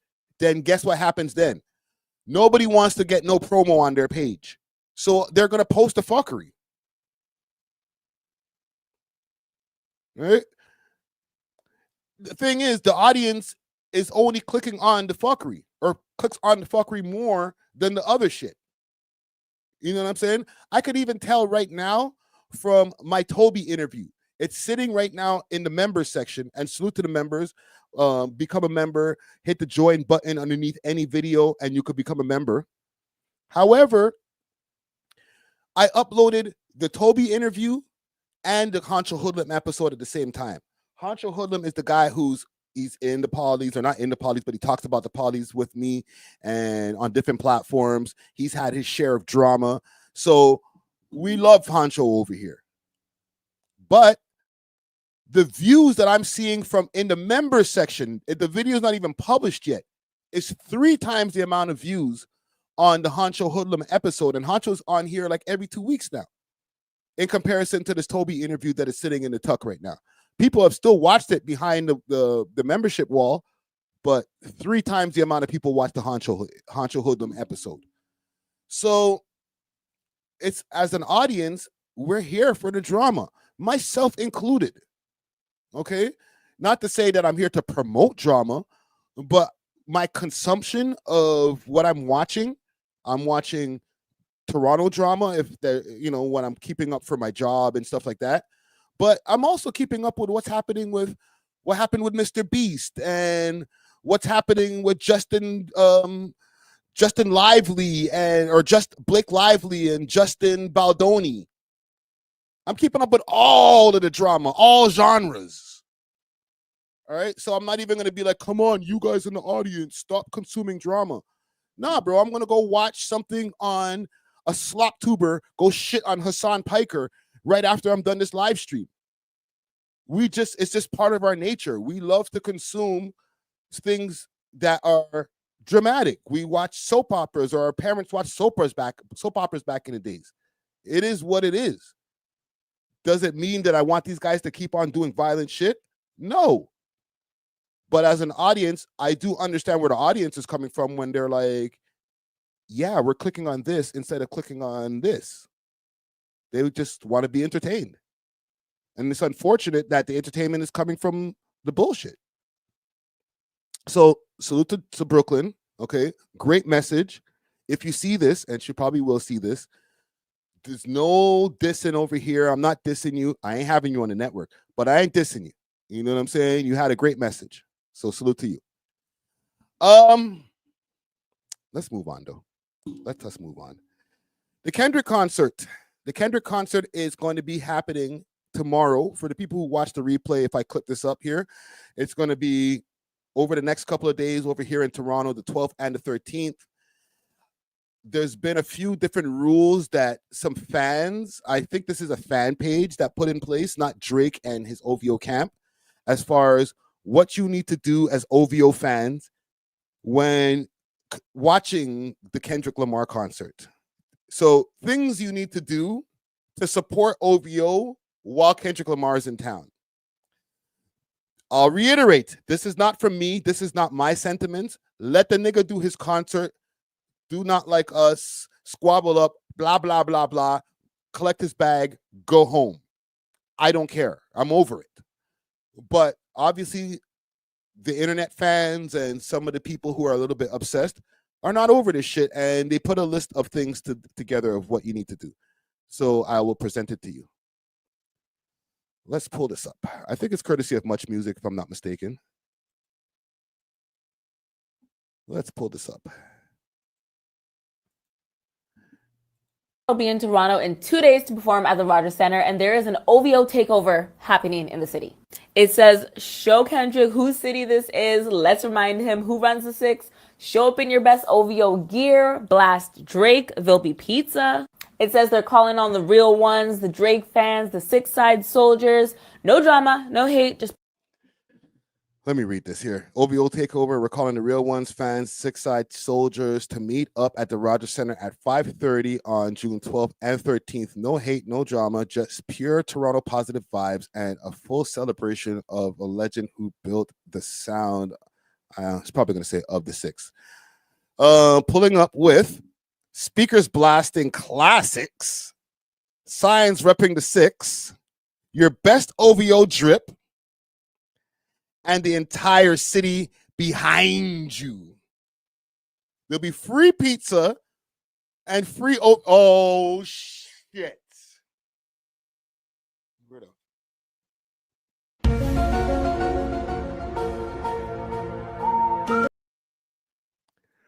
Free OVO hoodies.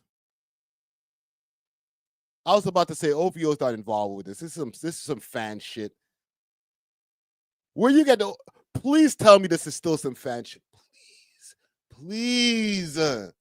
Man, them, please don't be involved in this, man. Let me make my screen bigger. Man, them, please don't be involved in this. Not even indirectly. Please. Stay True says it's lame. I agree. If you guys are involved in this as Objective Rick, that is lame. Let the man do his concert and go on about his business. Oh, I'm embarrassed, bro. Free pizza plus OVO hoodies will supply while supplies last. One person. Okay, so don't be trying to go in the line twice and get another slice of pizza. They're probably gonna have some whack ass pizza there too. Okay, last set of instructions. Share this post. Bring all your dogs. Okay, I see what you did there for all the dogs. See? Let's make the Rogers Centre shake before the show even starts. This isn't about dissing some attention-seeking leprechaun. It's about showing love to the one who put the six on the map. No, it's about dissing Kendrick. You called him an attention-seeking leprechaun. Yo.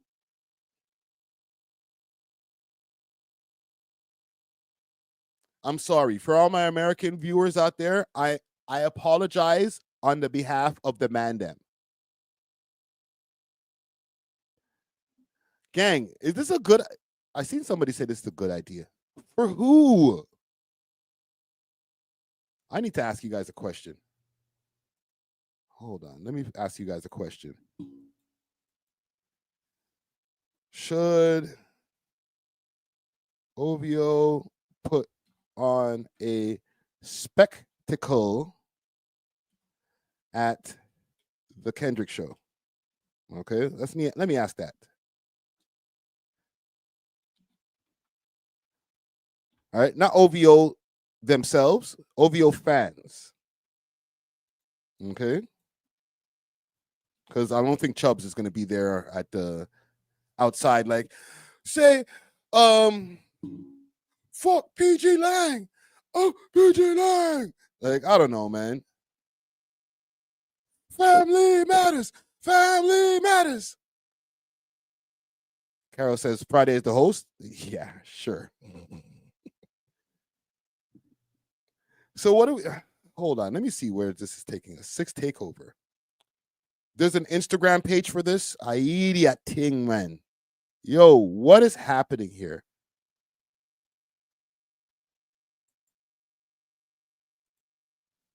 And this is the flyer. OVO takeover show. Kendrick, whose city this is. Let's remind him who runs the 6. Where? Outside the Rogers Center. When? June 12th and 13th. 5:30 p.m. to 11 p.m. Yo, listen. If you, hold on. I need to talk to these people, man. If you go outside of that Rogers Center and stay out there from 5:30 to 11 o'clock, you are unemployed and you are a loser. Capital L. Capital L. If you go outside of the Rogers Center for 5:30 to 11, because you know the kids that's the new thing they say. Oh, you unemployed. Oh, unemployed. Like you have to. You have no job, bro. You have no ambition, fam.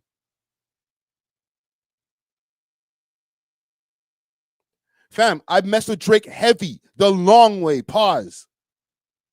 But this is corny. It's retarded. You're going to go outside of the next man's concert for 6 hours and have like a tailgate party to hate on the next man while people are inside who paid hundreds of dollars for their tickets to watch the next man perform, and you're going to be outside hating? That is corny. Corny with a capital C. Okay? If you or any of the people you're watching this, I'm sorry. If I offended you, it is what it is. You're corny. Find better things to do with your 6 hours, fam. Holy. Yo, fam, I love me some Drake shit like the rest of y'all, okay? I have all the man's albums. I listen to his old shit. I listen to some of the new shit, okay? I was offended. I took bare arrows for the not like us shit, saying that the man was trying to other us and niggas was trying to take my head off in America for the shit. But bro, you think I'm going to be outside of that Rogers Center and not going inside the Rogers Center? You're crazy. If you come out of your house just to stand outside of a venue, you're a loser.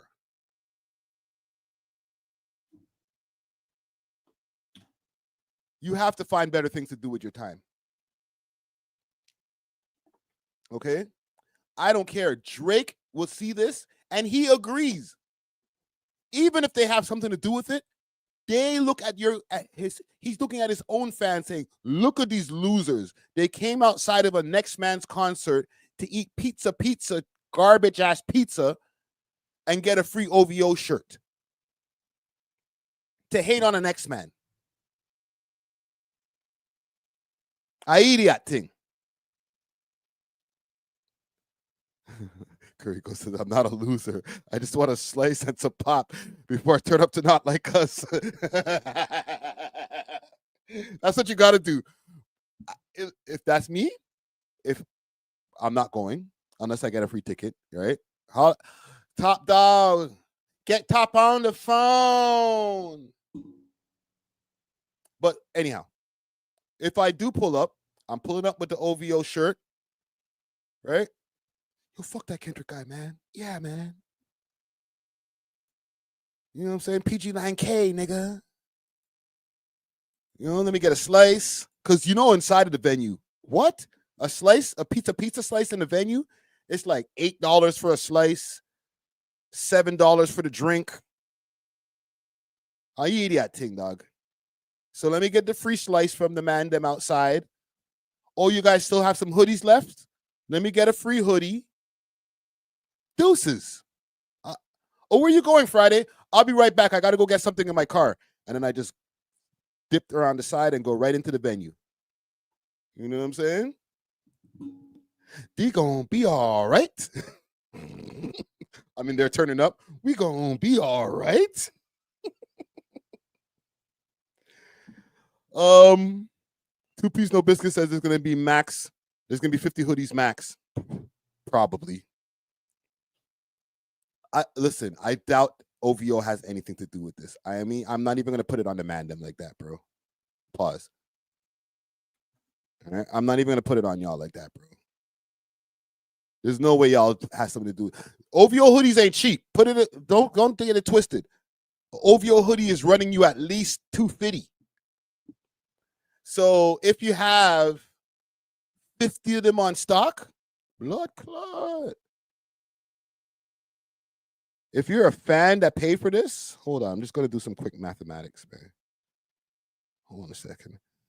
Let's say the hoodies are $250. You know what? I'm in front of a laptop. Why am I doing this? I don't have to live like this. 1 second. Let's look it up. Let's go back to the Chrome Hearts page. Let's look it up.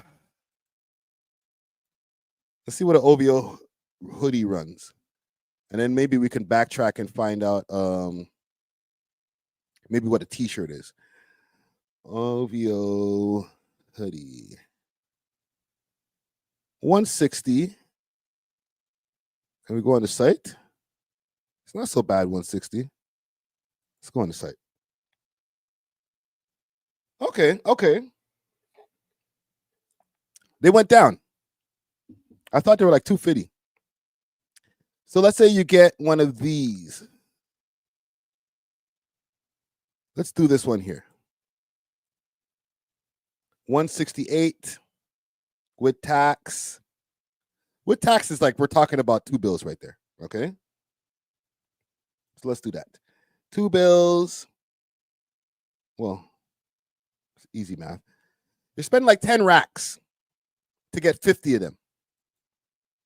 If you're spending 10 racks to get 50 OVO hoodies as a fan,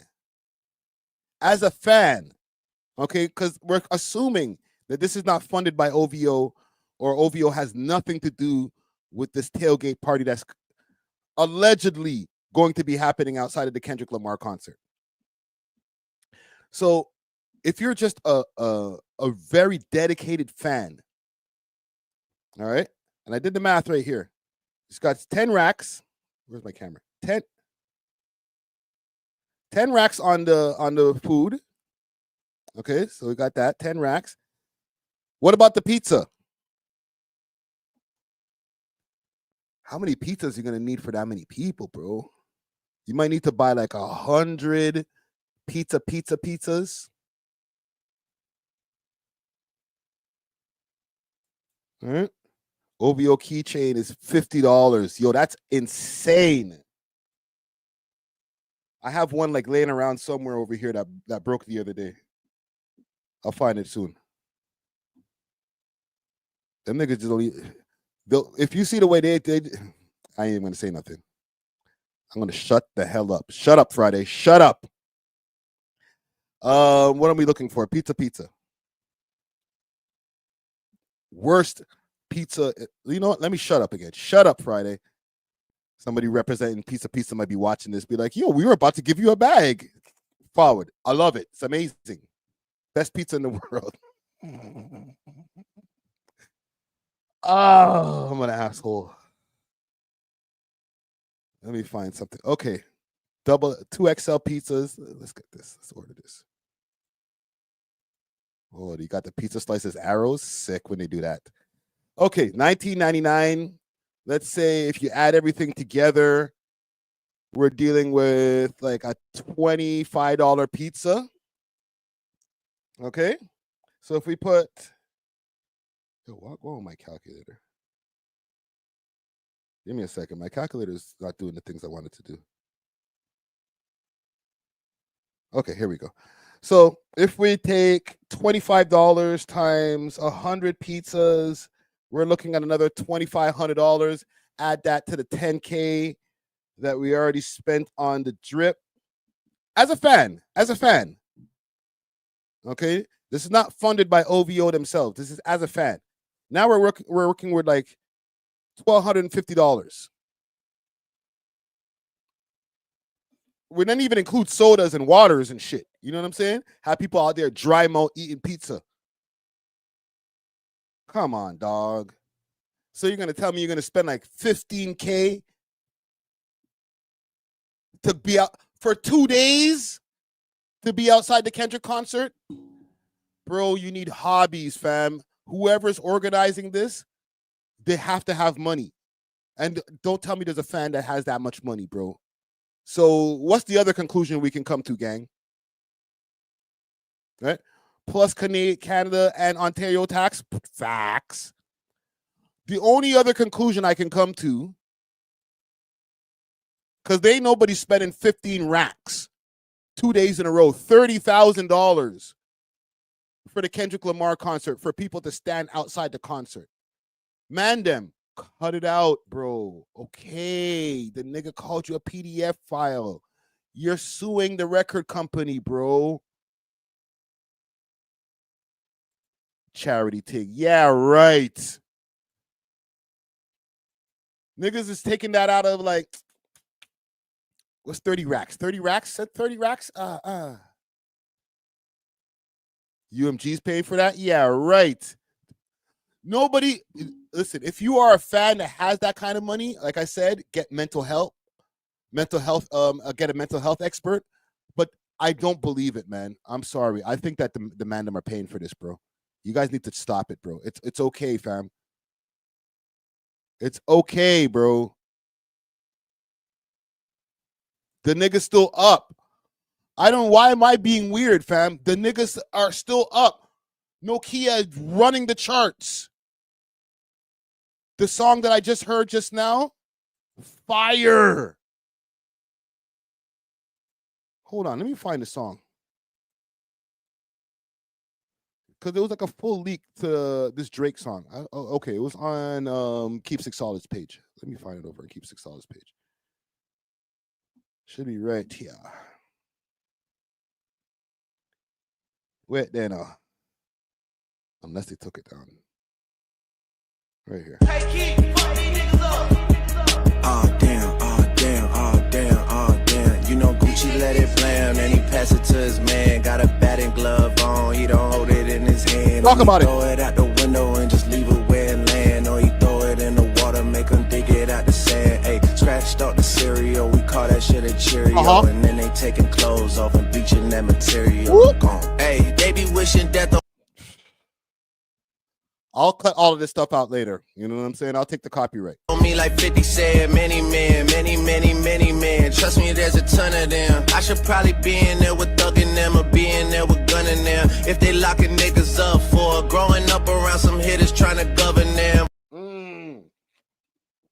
That man's talking. Or building something from the bottom with your brothers down. Hey, J Skull get hot here, oven head. Hey, spend some bands, but I never fall in love again. Winning not enough for me. I like to be petty about it, dropping number one and win. I'm not 3 months behind. I know this is the Cheerio song that leaked from Time, G. The whole thing now is out, bro. I feel like when I heard the leak of that shit before, there was just a snippet. Thank you. It was just a snippet. Now the whole thing is out. So it's a different story. It's done, I just forget about it. You think you know what happened cause you read about it. Give me a head and don't get in your head about it. Chris Night Force is the only time I force it. I told her get a bag and some shoes and some more shit. Yo, that nigga's floating, bro. Anyhow, my point is, if the nigga's flowing like this, he's got this kind of confidence. Him and Party Next Door are running things. You have the OVO Fest coming back. What more do you want, fam? Man, them are winning. That was a little space of, it was a blip of time in the universe having to deal with Kendrick Lamar and the battle. It was a blip. It's soft, bro. We don't need to be doing tailgate parties outside of the thing, bro. You know what I'm saying? From there, it makes it look like if they are involved, if they're doing that, you look bothered. Just keep on collecting your W's and stop focusing on the man, on that guy, bro. Right? C4 3K says Drake ain't losing. No. He lost the battle last year. He lost the battle to Pusha T. And he dropped Scorpion after that, bro. Like, fam, like, you have so much cachet. You have so many W's in the game that you're going to have to take like 5 L's in a row to really, really knock this nigga off his square. And I don't see that happening anytime soon. This is why I'm saying this. Like, that's why I'm like, man, them no need to be bothered, bro. You lost a battle, won in life. Leave that nigga alone. This is the same thing that I was saying back when the whole shit happened with Pusha T and niggas threw the water on him and the beer and then somebody got stabbed and all kind of shit. Man, them already won. Okay, he exposed that you had a child and, you know, he got you in the battle. Don't do nothing to him at his concert. Let him do his thing and go on back to Virginia or wherever that nigga lives. No, we got to throw some beer on him. We got to rush the stage. Like, I don't get it, bro. Maybe I feel like I'm petty. I think I'm pretty petty, but maybe I'm not.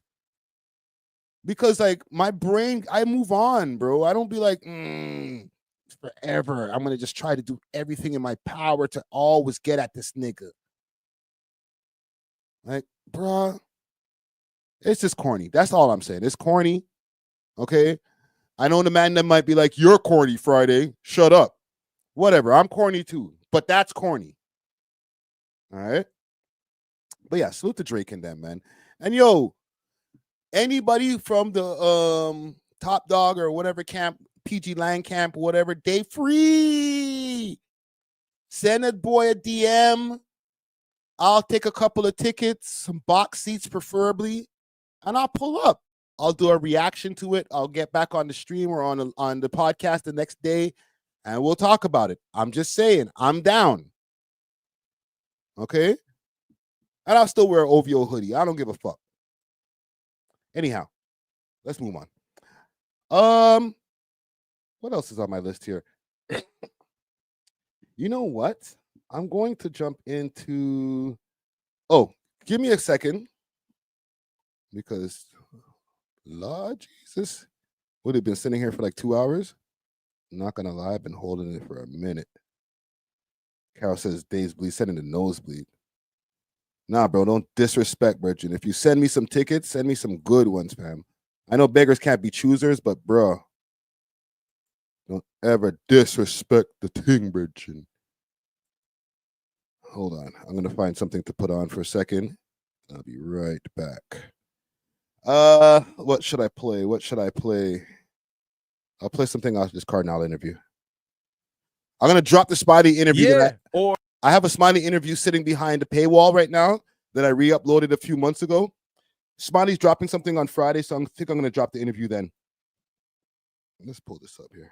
Or they might go yard, or they might go here, or where. Like at this point in time, like what I love is there was a time. I'm not gonna lie, there was a time in the career where it's like a gray area of weird hate of niggas that never got on, that used to point outwards to say it's his fault. Yeah. Which is really weird. Instead of pointing inwards to say, you know what, maybe I could have done something different or whatever. Because I'm a youth that never went out nowhere and bad mind nobody. Even if I know you're a pussy a lot more time, I know you're bad minding me. I'm a youth that's never gonna bad mind anybody in public or whatever. You understand? Because at the end of the day, I think there's a place for growth and for redemption. And people who I never even used to like quietly, we never used to get along. It's a time to where like some of these people are like some of the people that I love the most now. Because there's time where people evolve and they're like, bro, I'm not gonna lie, fam. I was a meathead back then time. Like I was on some dumb shit. But you know what I mean? You grow older and you're like, fam, I wish more time like we would have linked back them time there. You know what I mean? Yeah. But I also feel like it's God's timing for everything though. You understand what I'm saying? Yeah. And there's always opportunities to connect and link up. But anyways, I say all that to say, going back to the story, is I remember, you know, Busto, who is like, he's like my big brother at this point in time, like family. The man linked me and I think Jay and some other people during that time, and they're like, yo, you have to understand, some people go their entire career and they never get one of them one. Mm-hmm. You understand? Like some people have amazing careers, but them not have, like, think about one of them ones. Yo, big salute to Kardinal. I'm gonna be dropping that interview next week. Not this Thursday. Hunter Hoodlum dropping tomorrow. Next Thursday, we dropping this Kardinal interview. I wanted to talk to you guys about the Punjabi rap scene, just quickly. All right. I don't think I'm gonna spend too long on this, but the Punjabi rap scene has been doing its thing for a while out here. There's been a numerous set of different guys. AP Dillon is a big artist in the Punjabi rap scene. Give me a few other names. The main person who I want to talk about today out of that scene is A.R. Paisley. And what's going on with A.R. Paisley, right? Just a couple of things that pop into my mind when I think about the Punjabi rappers, especially when I think about somebody like A.R. Paisley, because he doesn't really lean as much into like he doesn't speak Punjabi in his rhymes. He raps in English. He's forward facing like hip hop shit. But every once in a while he'll have like a Punjabi man or like, you know, South Asian guy jumping on the hook. You know what I'm saying? Let me play y'all something just so you can get acquainted. For the people who don't know who A.R. Paisley is, amazing rapper out of Mississauga for my American people. Mississauga. Play some bars. Gucci my fashion, wardrobe assassin. I'm riding in the same whip that Paul Walk crashed in. Still run the game in the hood like Steve Madden. My OG move more keys than D Khaled. Backwoods road, feel like Diddy when I puff him. If you ain't got the cash, then I'll front it. I ain't bluffing. We ain't got nothing that's in common, no discussion. You don't see me out in public, cause I'm always up to something y'all should know. Spread the money bags to all the children, cause lately I just started feeling like $250,000. I mean, me and all my brothers hanging at the project building. Had to live fast, shit was moving a mile a minute. See, I had to mind my business, they was fucking it up. Had to change our own lanes, y'all ain't fucking with us. If we talking numbers on the board, watch me double them up. Spitting bullets out my mouth like I'm a son of a gun, they can't catch it. Try to catch this, I'm way past it. Gasp when they hear my shit, that's asthmatic. So I'm right back here in the spot. God damn it, I switch the whip every week. They thought I'm carjacking. Nasty with it. Here's the thing too, because there's other guys, and I'm gonna go through some other things on this page. There's other guys like Nav who were representing the South Asian scene. But he's had a hard time. Like when Nav first came out, he was hiding his face technically. Like nobody knew what he looked like. And then when he got more popping, then he kind of did like a face reveal. You know what I'm saying? But A.R. Paisley been out here from time doing his thing. You know what I'm saying? I've been trying to get it over time and for the digits, pinky shining for the bitches, sat in silence for a minute. Now I'm right back and see me wildin' for a minute, but I'm smiling for the image. I've been dying trying to get it. Motherfuckers know I'm here. They ain't nowhere else I wanna be. I've been straight original, surrounded by some wannabes. I'm certain with no probably. I'm getting to it constantly. Tapping in the phone calls. I'm sweating cause they on to me. The paranoia follow me, but I've been getting to it. Pitbull, bully in the game, start to chew it. Look. Stupid. Let's go through his page. He does this, man. I was with the youngins, now I'm with the OGs. Moving around low key, running off of no sleep. Pills and codeine, so fresh and so clean. Serving cold fiends just to buy some groceries. Stupid. I thought I told you. In the whip with my motherfucking dog, his name's Mocha. I got the strap on my shoulder. Big heat on my waist, look like toasters. I'm still around the city with my dog. Straight from India, but he beat the odds. Straight from India, buddy beat the odds. Yo, and this is good. This is a good clip right here because, like, you can see his hair in this clip. Usually he has a hat on and stuff like that. So, you know, if you're, you know, no disrespect to my American people and stuff like, but you might be like, yo, what is he, Mexican? But without the hat, you can tell like he's an Indian guy. You know what I'm saying? But again, the operative word is he's an Indian guy. All right, he's not the average black rapper or even white rapper. He's part of the South Asian community. And I feel like they've been kind of dealing with like an obstacle as far as getting the acceptance of the American audience. Over here in Canada, there's bare Indian rappers who get love out here, including A.R. Paisley, obviously. But in America, I don't know if it's hit yet.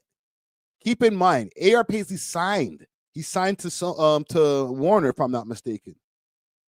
You feel me? Hold on. What are you saying here?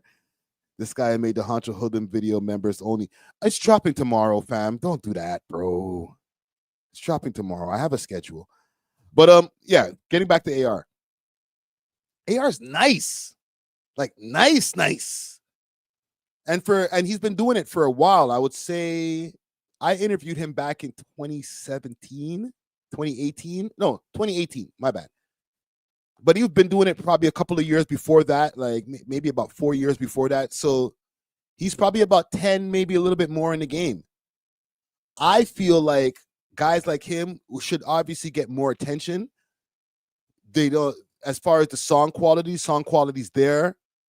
I will say he gets more love when he does like a fusion with a Punjabi artist. You know what I'm saying? But that's because he obviously has the advantage of billions of people that are probably be listening to his or more open to listening to that because there's a Punjabi artist on it. But I'm talking about the American audience, all right?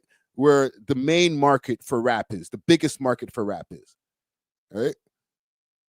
Are they ready for a South Asian artist? You know what I'm saying? AR didn't drop no bag on me for this. I be pondering, man. I just watch the net. You know, I'm going on the gram, just scrolling, and I'm like, I watch this nigga's freestyles. I'm always, every time he drops a freestyle, I listen to the whole clip.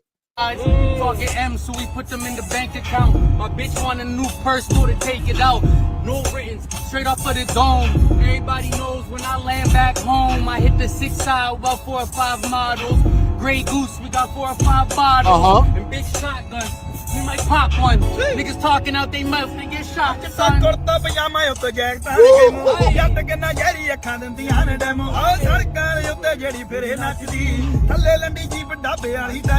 Yep. Are they ready for this in America?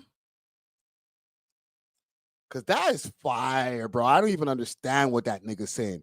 But y'all niggas listen to reggaeton and don't know what they saying. You know what I'm saying? Y'all listen to Daddy Yankee or not? What was the next nigga? Bad Bunny.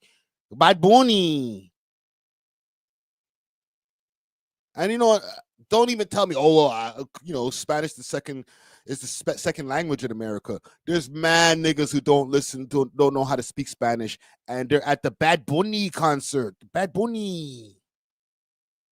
So you're trying to tell me that this can't flow, bro? This can't go on? Isn't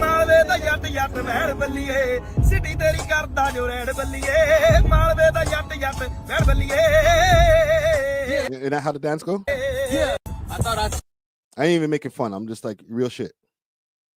What's this?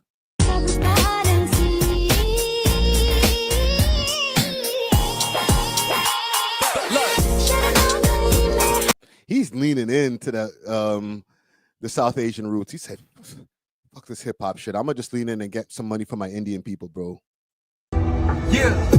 So we could go band for band. That's if you up and that's if you can. If you gossip and talk to your man, you're broken, I know that you can't. My big dog doing credit card scans. While these snakes trying to shake my hand. I hit licks, but I pray for the fam. And new whips every time that I land in the Maybach truck with the 2-tone guts and the 2 guns up. Take a look at my freezer. Bad thing, take a look at my diva. First class flights on the way to Ibiza. I hit one time and then leave her. I forget like I got amnesia. One-way trip to the 60, the lifestyle. Now I heard a bitch wanna kick it like FIFA. I leave, but I always come back. I come back just Toronto save me. I wake up and say, goddamn, this new view from my condo crazy. He used to be my dog back then. That was telling.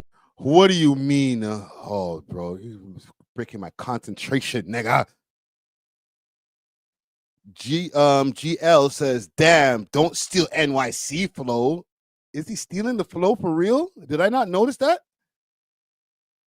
That's more of that UK.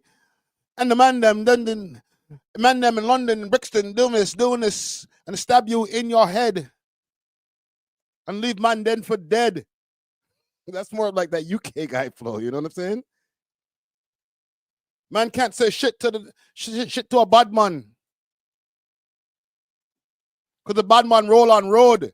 He tried to rob him plain. He would have took his ass straight out of the trap, but he got left back like Alfonso Davies. Yeah. So we could go. Hey, now UK rappers be sounding. Man can't talk stock to the man them.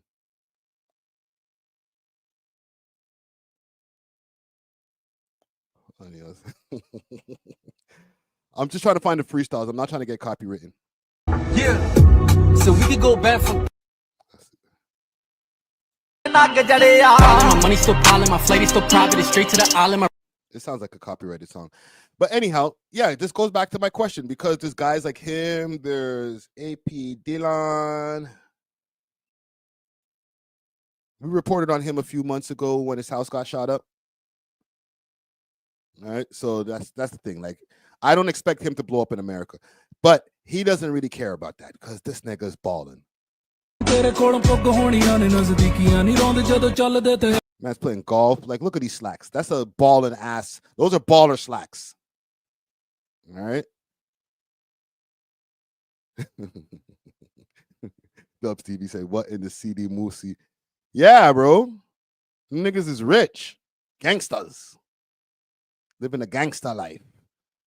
That's the only ones that I know, though. So maybe that's kind of my fault. Like, I'm not educated on the scene. Obviously, I'm not a brown guy, so I don't know about all of the brown rappers.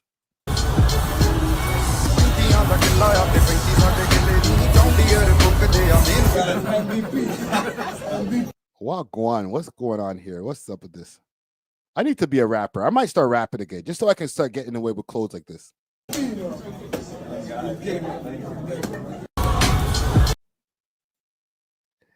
Yeah, let me see what y'all saying in the comments over here. Comment gang strong.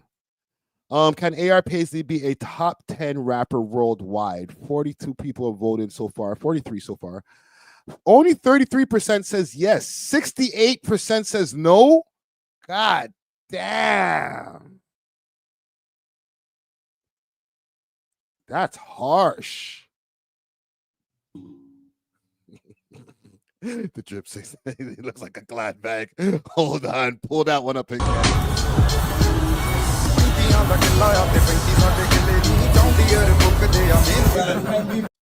He do kind of look like a glad bag still. What the hell? I'm not even trying to laugh at this nigga because his crew will shoot my face off. But bruh, you got to be an artist to get away with this type of shit. All right, Underground Nation said, is that the guy who got deported? No. AP Dillon lives in Victoria, BC, if I'm not mistaken. All right. But he's rich. All right. They went to his mansion. When they shot up they went to his mansion, bro.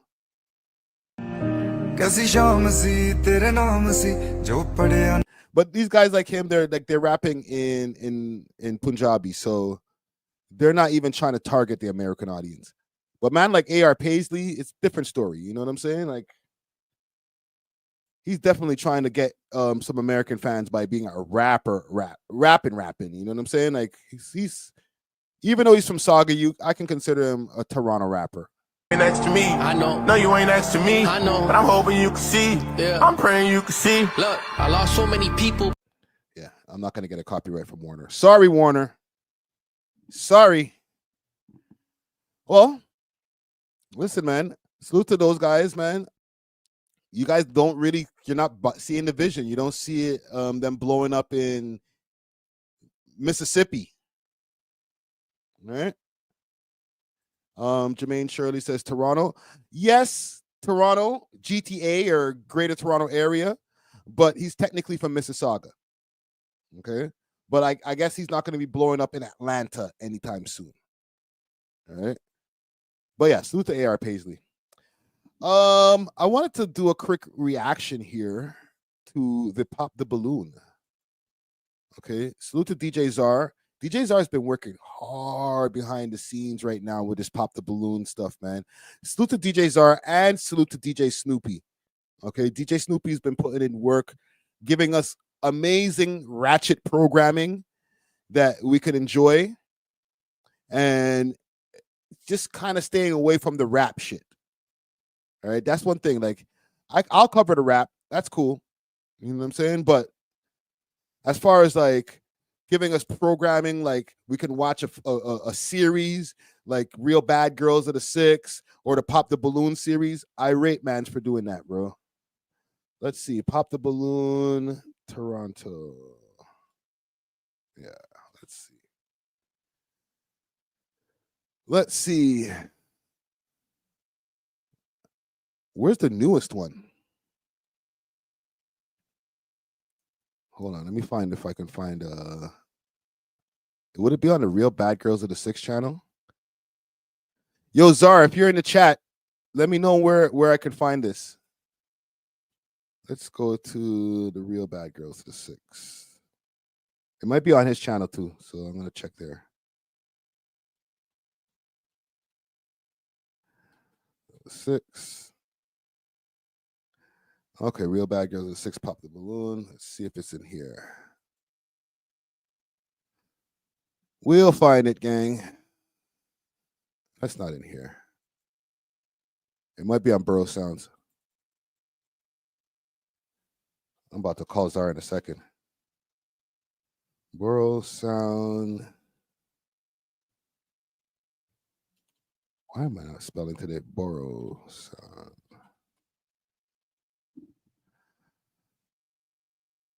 Okay, here it is. 8 hours ago. What I wear outside does not matter. That's giving insecure, low key, high key.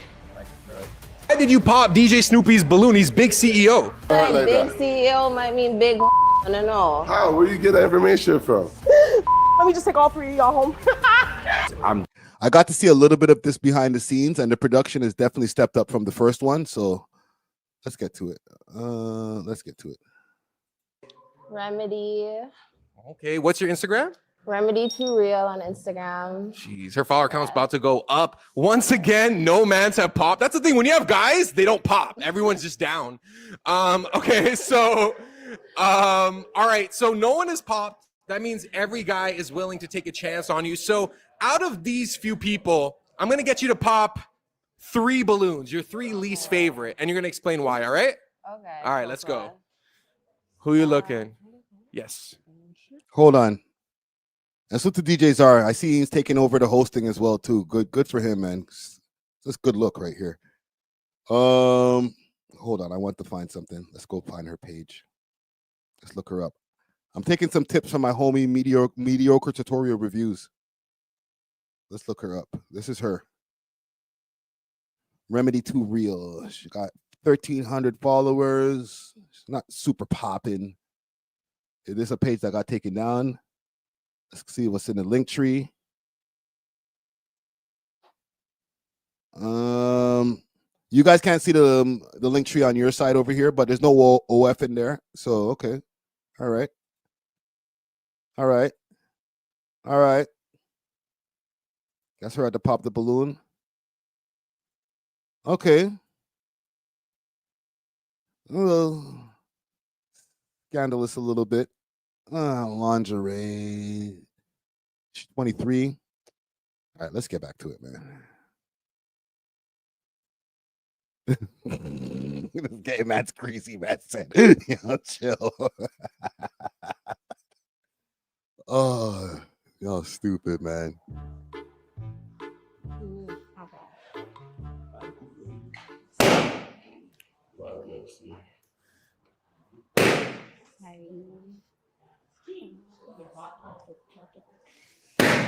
All right, we'll start here.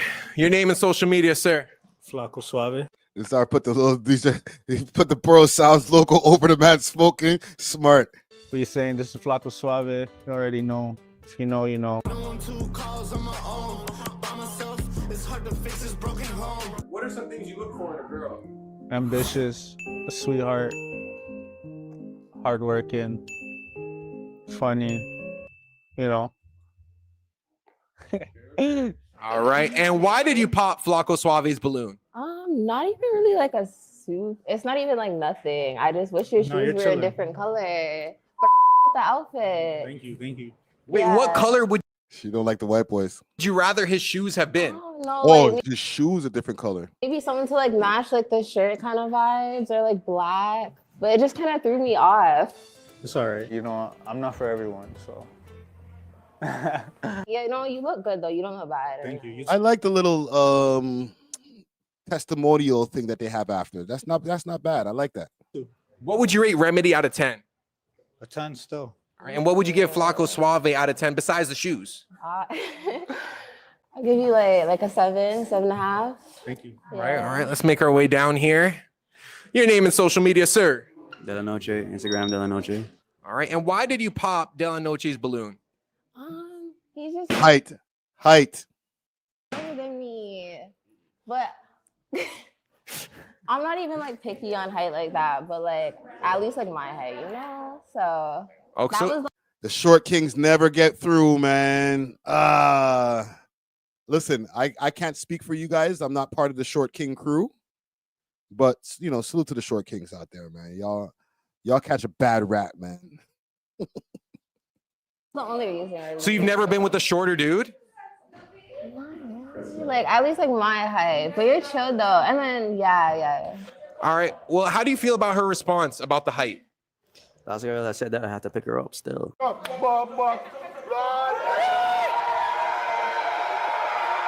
You think you could pick her up? Please. Do you think he could pick you up? No, I don't. Are we about to see this right now? You want me Is she gonna let him do it though? to hold the drink? Are you sure? If he picked you up, would you give him a chance? Nah, like it's just not my go-to, you know. But what if he picked you up? Zara ain't shit, man. Look at his face. You ain't shit, nigga. Bro, you don't make the guy.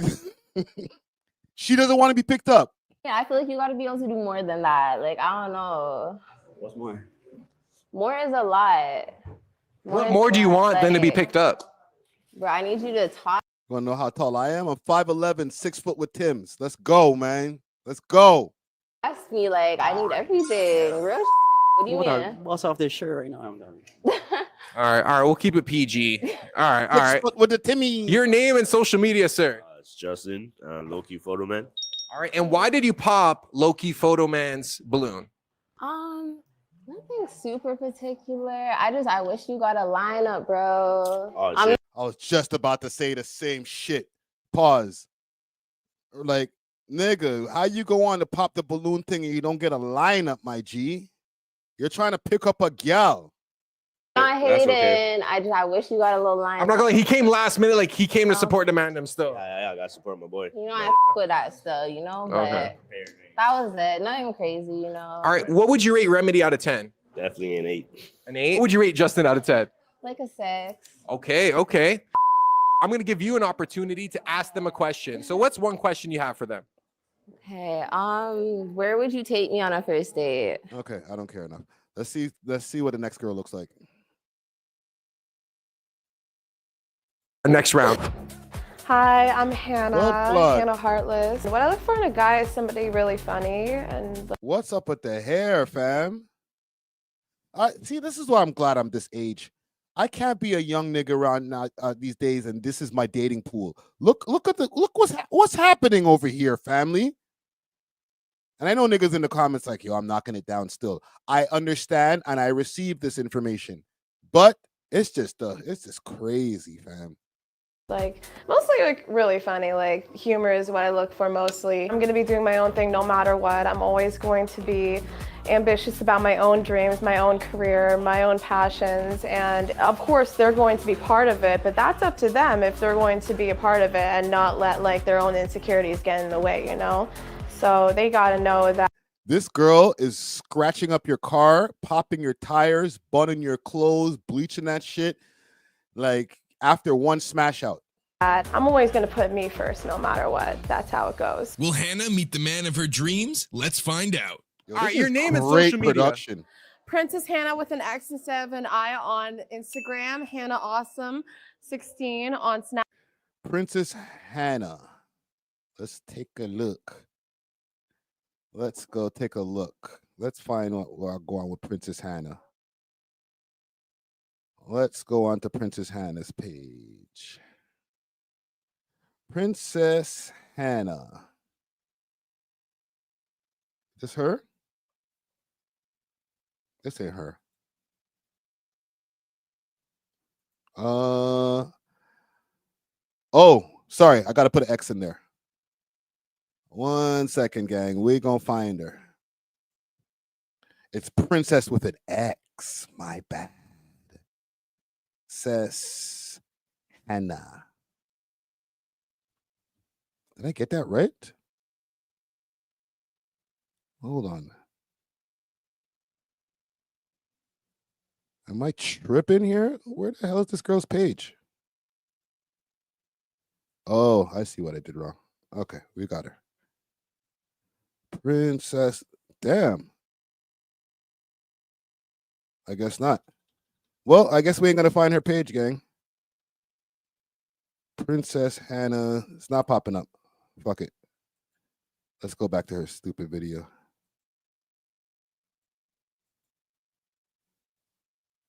I was trying to find her Instagram page. We can go do a lookup on her. Snapchat and Princess Hannah or Princess Heartless on YouTube. Yeah. She gave us everything. All right. Everything. So we still have all the balloons unpopped. Oh, we spoke too soon. He's Hannah. off of this. Let's see what's going on here. Your name, social media, and why did you pop your balloon? De La Noche, Instagram De La Noche. Just you're beautiful. You know what I'm saying? I just Thank feel you. like we're a different genre of. We're different genre Of music? of everything. Yeah, I would say that too. Yeah. Okay, so what would you give her out of 10?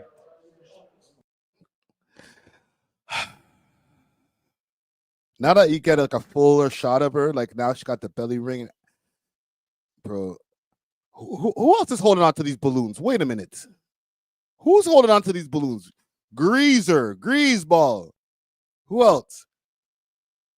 This you right here, Greaseball, Mr. No Fade, Greaseball. Just you're Snoopy, beautiful, you still have know your what I'm saying? balloon? I just Thank feel you. like we're a different genre of. We're just Snoopy still has his balloon, Greaseball. we're different genre Of music? of everything. Yeah, I would say that too. Yeah. Okay, so what would you give her out of 10?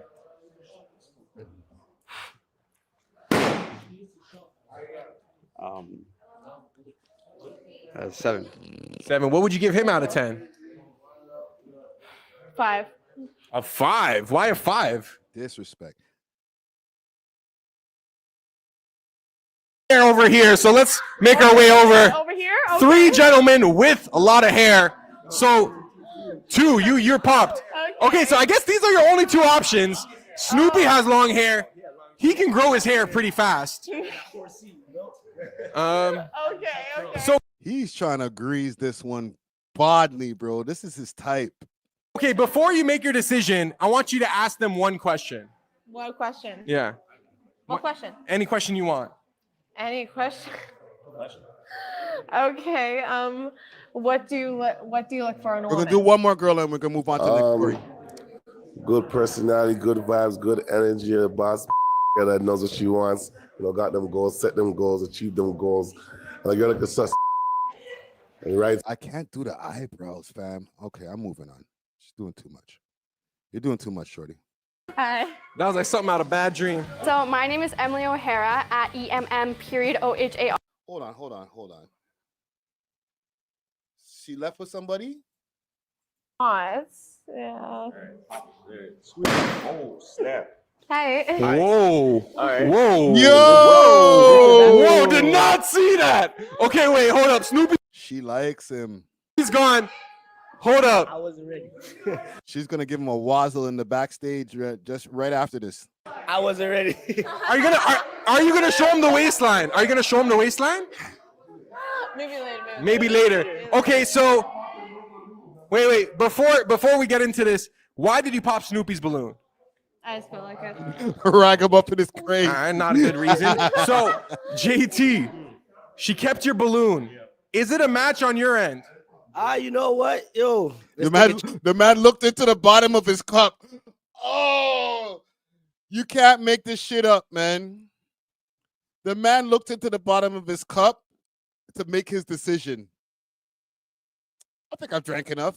Sure, let's go home. Chance. Let's do it. Let's do And it. is it a match for you? I'm chilling. Let me get another shot at me. Let me make sure that my vision is right. Yes or no? Chilling. You never know. So it's a match.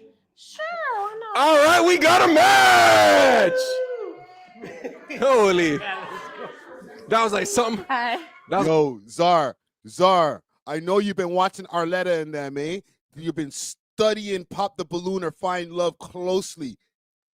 Like something out of Bad Dream. So my name is Emily O'Hara at EMM.OHARA on all platforms. I look for a guy who's put together, has a good sense of humor, doesn't take himself too seriously.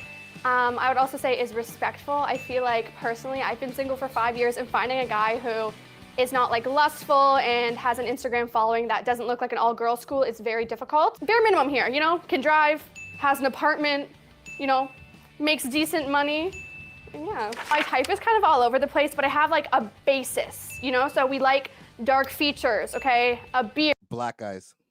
Dark eyes. I love a man with a tattoo or two. But as for like skin tone, ethnicity, height, honestly, that's kind of a secondary factor to me. As long as you have dark features, I'm good. Tune in to see if Emily can find what she's looking for. All right, back with another. It's killing me with the narration. Tune in and find if Emily can find what she's looking for. Round. We got Pop the Balloon Bro. So make sure you comment, make sure you like the video, subscribe, and I'd like to call upon our next contestant. Okay. Who do we have here? Your name and social media. So my name is Emily at EMM.OHARA on all socials.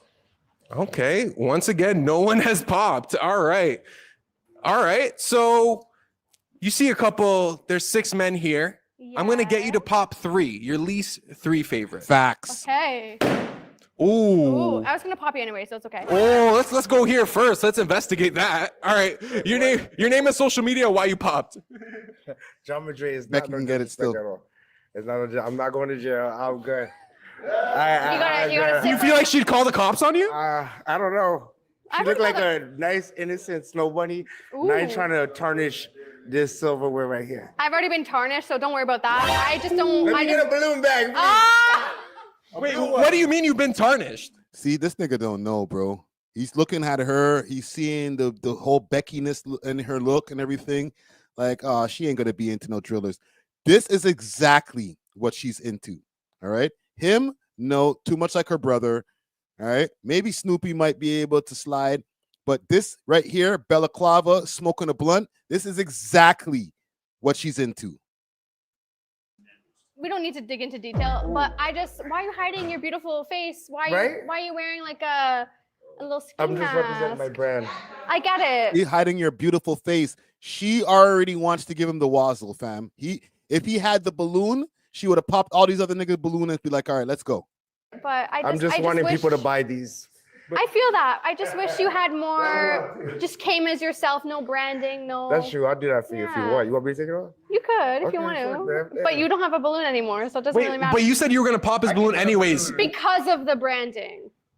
So if he got rid of the shiesty, you'd match, it could be a potential match? Depending what's underneath. Okay, I can show you. Yeah. See this? Box bum. No, I'm not body shaming. So if you see this shorty, just calm down. My bad. I get it, but I'm just wanting people to buy these. I feel that. I just wish. My bad. Wait, what do you mean you've been tarnished? I get it, but I'm just wanting people to buy these. I feel that. I just wish you had more, just came as yourself, no branding, no. That's true. I'll do that for you if you want. You want me to take it off? You could if you want to. But you don't have a balloon anymore, so it doesn't really matter. But you said you were going to pop his balloon anyways. Because of the branding. So if he Sorry, gang. I know you all wanted to. This is for you guys. All right. I'm not into contestants here. All right. This is for you guys. Just turn it to the back. Got kind of flat. All right. It's not an acetol. All right. But underwhelming. Underwhelming on the back end. He got rid of the shiesty, you'd match, it could be a potential match? Depending what's underneath. Okay, I can show you. Yeah. Grand reveal. Yo, you're cute. Yeah. So should he get another balloon? Yo, take the balloon back, my nigga. You're gonna win. I I think so. Get me a blue balloon. Someone get this guy another balloon. Oh God, no. All right, so we're not popping that. Did you not want me to give him a balloon? I'm thinking. No, this looks better to me. you. I wish you came initially like you are. Yeah. No, you don't. Okay. You look good. Okay, thank you. Yeah. I'm here. Okay. Pop 3. Okay, wait. So we're not popping him. So you're gonna pop 3 now. Correct. All right. I'm gonna pop you. Yeah. Your pants are too low for me personally. I wish your shirt was buttoned. Yo, she's done this before. She's watched a lot of Pop the Balloon. Look. Swoosh. You're very handsome, but just the style's not for me. All right. What is your response to that? I got some style that no one ever came across yet. You Talk know to what I'm them. saying? So that's Came how- across yet? I feel like this is like the Toronto style. No, I'm saying it's like, Yo, she's bright with it. Yo, she's roasting this nigga low key. look, this is some style that no one's ever came across yet. You know, I'm different. You know, so How are you different? Tell me. different. How? Elaborate. I just am. That's how. No, that's not an elaboration. Give me more. The style, you know what I'm saying? No one's ever came across a style like this before, you know? Okay. Let me show you something. There's a saying that I heard, salute to PK Hurt. And then this is an old time saying, Duppy know who for frighten, you know. She knows who she's playing with. She knows that she could talk to this nigga how this, like, she ain't gonna talk to certain mans like that. But the way that she's trying to roast this nigga and like the tats and all that, she's like, I can get away with this. He ain't gonna do nothing to me. He ain't gonna call me a bitch or anything like that. He ain't gonna swing on me. So she's gonna just say whatever she want now.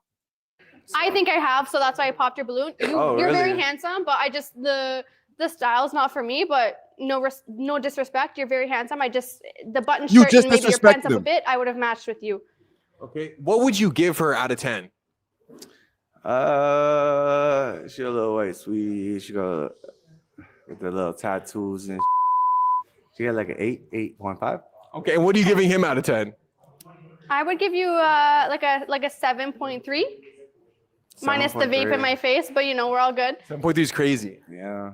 All right. Well, okay, so that's one that you popped. We got to get two more. The problem with me is I hear everybody out before I like to pop balloons, but I think I might go ahead and pop yours. Oh, okay. You did it for me. The man did it with his hand. Cut your nails, bro. Scruffy. Yo, bro, you have to do some kind of like manscaping before you pop up outside, bro. Okay? If you're going to a dating show, long ass nails, scruffy head, my dog, get it together. Okay. All right, wait, your name, social media, and what do you rate her out of 10? Justin, and it's Loki Photo Man. And I rate you a definitely rising 7. Oh no. Rising 7, okay. Rising 7 is crazy. Why did you pop Justin's balloon? Honestly, I don't know. You seem more. I like a man who's more outgoing. You gave me kind of quiet man Comment gang strong. Give her a rating 1 to 10 in the chat. vibes. I could be wrong. No, you're right. But I do like a man who's more outgoing, and I felt like you were a little kind of in your own little world, which is okay. But I like my world still. yeah. Yeah. No worries. Yeah. And what would you give him out of 10? Like a 6 out of 10. Rated. Yeah. Okay. All right, one more. One more. This is hard for me. Yo, get offset. Okay. Oh no, I keep dropping my needle. Where is this? Okay. All right, so you've popped 2. Okay, wait. JT, you can. I'm gonna have to. I'm so sorry. I'm gonna have to pop you. What? Oh, the boss. Dubs TV says Black Queens forever, Snow Bunnies never. Black Queens forever, Snow Bunnies never. Black Queens forever, Snow Bunnies never.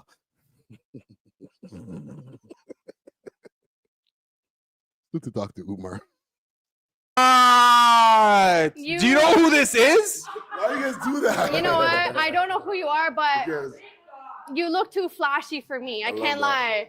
Oh, okay. I like a quiet luxury, and I love your style, but it's not for me. Okay, wait, Snoopy, what are you rating her out of 10? I'll give her a 10. What just happened? 10? here? That's wild. Okay. A 10, Snoopy? Calm down. Snoopy, you're just doing this because you're running the show, bro. Snoopy's a 10 out of 10. He's a business and a family man. So I wouldn't call my Yo, her friend's ass is flatter than hers. That's crazy. I balloon for him, but it's okay, sis. You know what? Like, I love your style, but it's personally like for me, like I can't be with a man who's so flashy because like, what if we get robbed on the side of the road? You know what I mean? Shut up, boy. Big gun, no safety. You know what? Okay. Do you understand that? You're incriminating yourself, sir. And that's not what happened with with Top 5 in them. So like, she might be kind of right still. With all due respect, Snoopy, you did get your chain taken at one point, so she might have seen that. No. I knew she did it. something about safety, like. You're good, is what he's saying. With him, you're good. Yeah, nothing against you. Love your style, but personally, it's not for He's me. capping. He ain't talking about that. Snoopy, walk of grace, my bro. Okay. Peace out, Snoopy. So you got 3 left here. Okay. You got 3 high-quality gentlemen here. Are you sure? Yes. Okay. I will vouch for each and every one of them. These I'm are sorry, good gang. I'm dudes, all right? invested now. So I'm going to give you an opportunity. I need to know who she's walking away with. Let's fast forward a bit. Who got eliminated? But if let's see what. Yo, Short King still in the building. Let's go, bro. Let's go. Oh, I muted it. My bad. You guys have an opportunity to ask her a question. So That's a great. Yeah, let's do. I got it. I cheer for the underdogs. You know. That. Let's do that, right? Yeah. I've been yapping a lot. Let's see. All right. A little indecisive right now. Yeah. All right. I don't know. All right. Flaco Suave, what's one question you would like to ask to M? What are you looking at, man? I look for a man who's. Underground Nation, you have to look properly, bro. When she was doing the testimonial, she had hella makeup on. Stop this, bro. Stop this. You know, you type of nigga get catfished. Funny, doesn't take himself too seriously, super easygoing, adventurous, not lustful. Like if your Instagram following looks like an all-girls school, get the away from me kind of vibe. Yeah, I feel like that's like the basic. I dig that. Okay. Yeah. Noche, do you want to ask her a question? Of course. All right. I'm gonna put a scenario here. All right. Say we were to date, we had a relationship and stuff like that. Yeah. Like boyfriend, girlfriend, solid. And it's serious, yeah. Okay. And say like it's like love kind of thing. Love, got it. Right. So Yeah. and I was to go away for a couple of times. You know, I'm in jail. Like on vacation? No, I'm in jail. Oh. Imprisoned. How long would you wait for me? No, Good question. She's about to pop. I can't do that. If you're in jail. Yo, the man didn't say he's going to jail tomorrow, fam. You're hella judgmental. Yo, get her out of here, fam. All respect to you. No, but that's like a wild situation that like I just I'm want to see how not. long you would wait for me. 'Cause I that's would how- not wait for you. My life is my life, and I can't wait for nobody. So you would never hold it down for No. your man in jail? No, my future husband is Cap. not in jail. What if it was by accident? Respectfully. What was by accident? Okay. Respect. If this was my gal, the way I go, the way I swing, bro, the way I get them, and I went to jail, which I ain't going. But if she was my girl, she would wait for me, bro. She's capping, bro. If she loves a nigga enough, she's waiting for that nigga, bro. Stop this. Respectfully, I appreciate the honesty, but for me, like that's not a thing. She's smashing All other right, niggas. Delano, but what are you she's waiting. giving M out of 10? No, she has beautiful eyes. That's what got me in the first place. Yeah, she's a 10. 10. What are you giving Delano? I give you an 8, an 8.2. You have good facial structure. I like your beard. I see the tattoos peeking out. You're very handsome, but the jail thing really Yo, they need to shut the hell up in the back. threw me off. I can't lie. a scenario I like put out there. no, but I feel like the scenario was too specific, and it low key is not a scenario. I feel like this is like And her tattoos are trash. something that is a real situation for you. I just want to see how loyal you would be. But you know what? I'm loyal, but the minute that loyalty turns into me sacrificing a piece of myself, it's not fair to anybody. You're not loyal. Just want to see how long you would Yeah, wait. I respect the honesty, but I couldn't. Yeah. All right. My well, life is not going to be put on pause Like what the fuck is this? What is this? What is this? for anybody else. all right. Well, I like that Miss Independent. Sorry, it didn't work out, buddy. All right. To you. I'll love to you.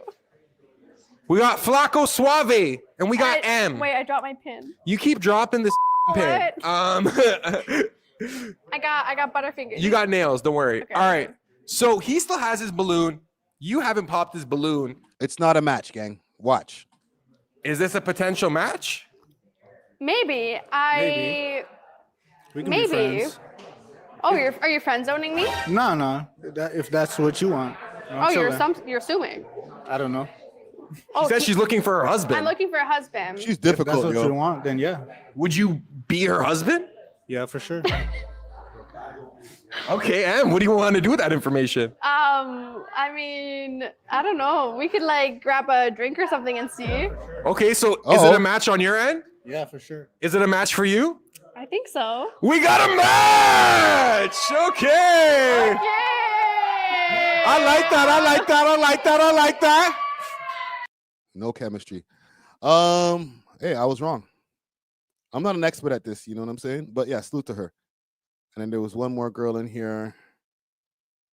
We've seen her at the last one, Hennessy, with her new BBL. Yeah, salute to DJ Zara on this right here. Make sure to go tap in. Okay, go run it up. I'm gonna throw a like on this right now. Go run up the Pop the Balloon Greater Toronto edition on DJ Zara's channel, the Borough Sound TV channel, man. Really, really, really dope content, man. I'm gonna move on. I have a few more topics here. What are we? I'm almost 3 hours in. We're cooking. We're cooking. I want to talk about Smiley just for a minute. All right. Smiley has a new album that's dropping on Friday, and this is not a promotion for Smiley. I'm not on the OVO payroll. Okay, nobody has sent me no checks or anything like that. But Smiley's dropping an album on Friday. He's got a Drake feature that he's talking about that he has in the tuck. I don't know if this Drake feature is going to be going on this album. I think the album is called Don't Put Me in a Box. Does Smiley have what it takes to make it to that next level at this point? Because he's been signed to OVO for about 3 to 4 years now, if I'm not mistaken. He had the song Over the Top with Drake, which was phenomenal. Great song. And it did great. It was charted on the Billboard charts and stuff like that. However, it was heavy Drake. Okay, it had a lot of Drake verses. I think some of Drake's best verses, to be honest. Like Drake bodied that track. But let's take a look at what's going on here with Smiley, because I think that Smiley is a good rapper. There's people who think differently, but the thing is with Smiley, he's not mixed up in the bullshit, and I think this is part of the reason why Drake signed him in the first place. Because there's a lot of guys in the city who do their thing that Drake could have signed, right? But all people are always wondering, well, why is he signed Smiley? So this is the album cover. Don't put me in a box, or don't box me in. I see. Oi. Yeah, there you go. Getting in the spirit. I'm going to teach you some more. So by the time you leave here, you're speaking your Australian language. Arvo. Arvo? A-R-V-O. Arvo. That's Arvo, mate. I got you guys to come meet me in the Arvo. Subway? In the afternoon. Oh. You know why I fuck with Smiley? Because he's showing his personality. He's not acting like he's too cool. A lot of these when he first came in, he was a little bit more reserved, but now he's like super chill. He's more animated when he's doing stuff. He's a streamer. Like, I like this not transformation, this evolution. I never knew that. All right, whoop whoop. Whoop whoop, whoop-dee. Whoop whoop. Hurry up. Well, it means like someone who lives in the middle of nowhere. So he lives all the way in whoop whoop. Oh, we say that, okay. yeah. All right, blood jar. Blood jar. Seems like your jaw's all bloody. Nah, it means someone who's like a lazy person. Blood jar. What the hell is this Australia slang? Yeah. Blood jar. Grog. Groggy. Grog. Groggy. Angry. So when we go out, we're partying tonight. She's a small little thing, eh? Because Smiley's not that tall, you know what I'm saying? And he's like towering over her. Hey, we're gonna get some grog, have some fun. Just means alcohol. Okay. Grog. All right, dead set. Dead set? Yeah. Say in a sentence. I'm dead set on going to Drake's concert tonight. Hey, dead ass. Like. Yes. Yes. All right. Oi. I see. Oi. All right, salute to Smiley, right? I think he has a lot of potential. This is the post, and we talked about this on the podcast this week. Said me and Drake dropping another heater June 13th. So he's going to have the Drake song on the album. So that's definitely going to help the album. And I haven't even heard a bar from this song. So who knows what this song's going to sound like. It's not gonna be whack, that's for sure. Don't make it worse for them. What can I learn from this? I never thought I'd make it big. How can I grow from this? I see your baby left you thick, you little thickiana. Only Weezy on her plate, she Louisiana. Trying to tell her how I feel, but I'm a biased nigga. I only wanna fly private, I'm a private nigga. Yo, he's flowing, man. Compared to when he first came into the game, not to say that Smiley wasn't nice when he first came into the game, but not as nice as he is now, man. I hate when people slander Smiley. Like, there's people who said some wild shit about him. Like, if you go on YouTube, there's versions of Over the Top that has like minus Smiley, just Drake only versions. I'm like, why would you do that to this nigga, bro? Like, Smiley does this fucking thing, man. Like, y'all are haters. I'm not even saying y'all in the chat. You know what I'm saying? Like, you can have your preference, but I'm talking about like the overt hate, like as if like, why is this guy even signed? Like, nah, bro. See this interview right here? This is his first interview ever. I even titled it that. Smiley's first interview ever. I had to take it off of the channel at one point because of the fact that it got put behind an 18 and over wall, right? And I was dealing with some monetary or monetization issues.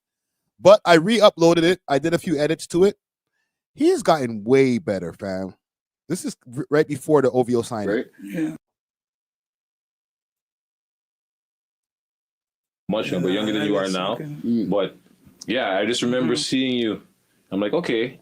You know, they had to like, there's 4. This is recorded over at like 40 Studio. Salute to OVO 40. This is the studio where Drake records his shit too. 5-man rapping. Yeah, yeah. You're one of the men rapping in the video. Like, you know, like I seen those. I was like, okay. When I'm going through the radar, you know, this is listening to other music on YouTube. You know, when you go through the mixes, stuff like that. So even like with you having all that music out and like the fan base growing, do you have people coming up to you on road like mimicking or like hitting you with lyrics or mimicking your style at the same time? Like, yo. Yeah, all the time now. You know, it's like crazy, especially with the intro now. But like, everyone like, you know, oh, I've been fucking with you before the Drake post and all that, you know, so I have a lot of people showing. At this point, Drake had just posted him. He didn't even sign him to OVO yet, right? Like, yes, he has the OVO drip. I think he had just signed to OVO at this point. Love right now. Yeah, yeah. And like that track that you had, I started doing my search. We had Sunny visuals on the other show that I do there, 6 Views. Right, and I went searching through. He has a track with that you did with Hami and Ryder, Garden Girl. Hold my breath, gang. Keep 6 while I make a nip. Keep 6 while I make a nip. Keep 6. She has a 9 in the fucking whip. Right here. Oh. This regular dog. Yeah, you know no, respect for that. I appreciate it. And like, even I was doing my little stupid Joe Budden impression. It was off that whole Drake post when he jumped out the swimming pool and he's listening to your shit, right? Yeah. Bitches off. Now I'm popping in annoying. Wow. I don't join in. So what was your phone like that day, dog? I was like, you know, it was just blowing up. Like, it was actually blowing up. So like, you know, just bare notifications. I had to turn off my notifications off, you know? Yeah. It was crazy, so. What you say, the phone was almost... See how like shy and reserved he is in this? Like, he ain't even nothing close to this anymore. And this is like back in 2019. Like, we're in 2025, so over the last 6 years, like he's come out of his shell. Like, you know, you hear him talking more. He's doing the Australia slang and all type of shit. Like, salute to Smiley. Was dying right there. He's growing up. Take notes. Yeah, you know? So when did you find out? Like, it was like you woke up, or it was like you just like doing your thing, and the man's like, "Yo, like sorry to cut you off, but like, you know, I was just chilling, and then, you know, I see like bare people mentioning me and stuff, and then just bare like, you know, notifications, and I'm just like, I already know what that is, you know, because it's not the first time he did something like that, you know. Okay. So it's like, you know, he's been doing stuff, but not like that. Like, that was probably the biggest thing right there, you know. So from there, my notifications just went crazy. So Underground Nation said he's moving demure here. He's being mindful. I added that part. Well, even like I caught you. My first time catching you was on the Molly Sway's track "Bone to Pick." She told me that I might just one night. Now, salute to Smiley, man. I rate him because he's been able to stay out of trouble. It's easy to just, look at all of the ways that these guys get coverage. The way that these guys listen. Look how much I cover Top 5 and Bundog and Pressa and K Money and Casper and all these guys who are into the drama. Look how much I cover them and how much I don't get to cover Smiley because he's just not in drama. But he's doing the best thing for himself. He's staying out of the drama. He's able to do well for himself as far as signing a deal. He's with OVO. He's next to Drake all the time.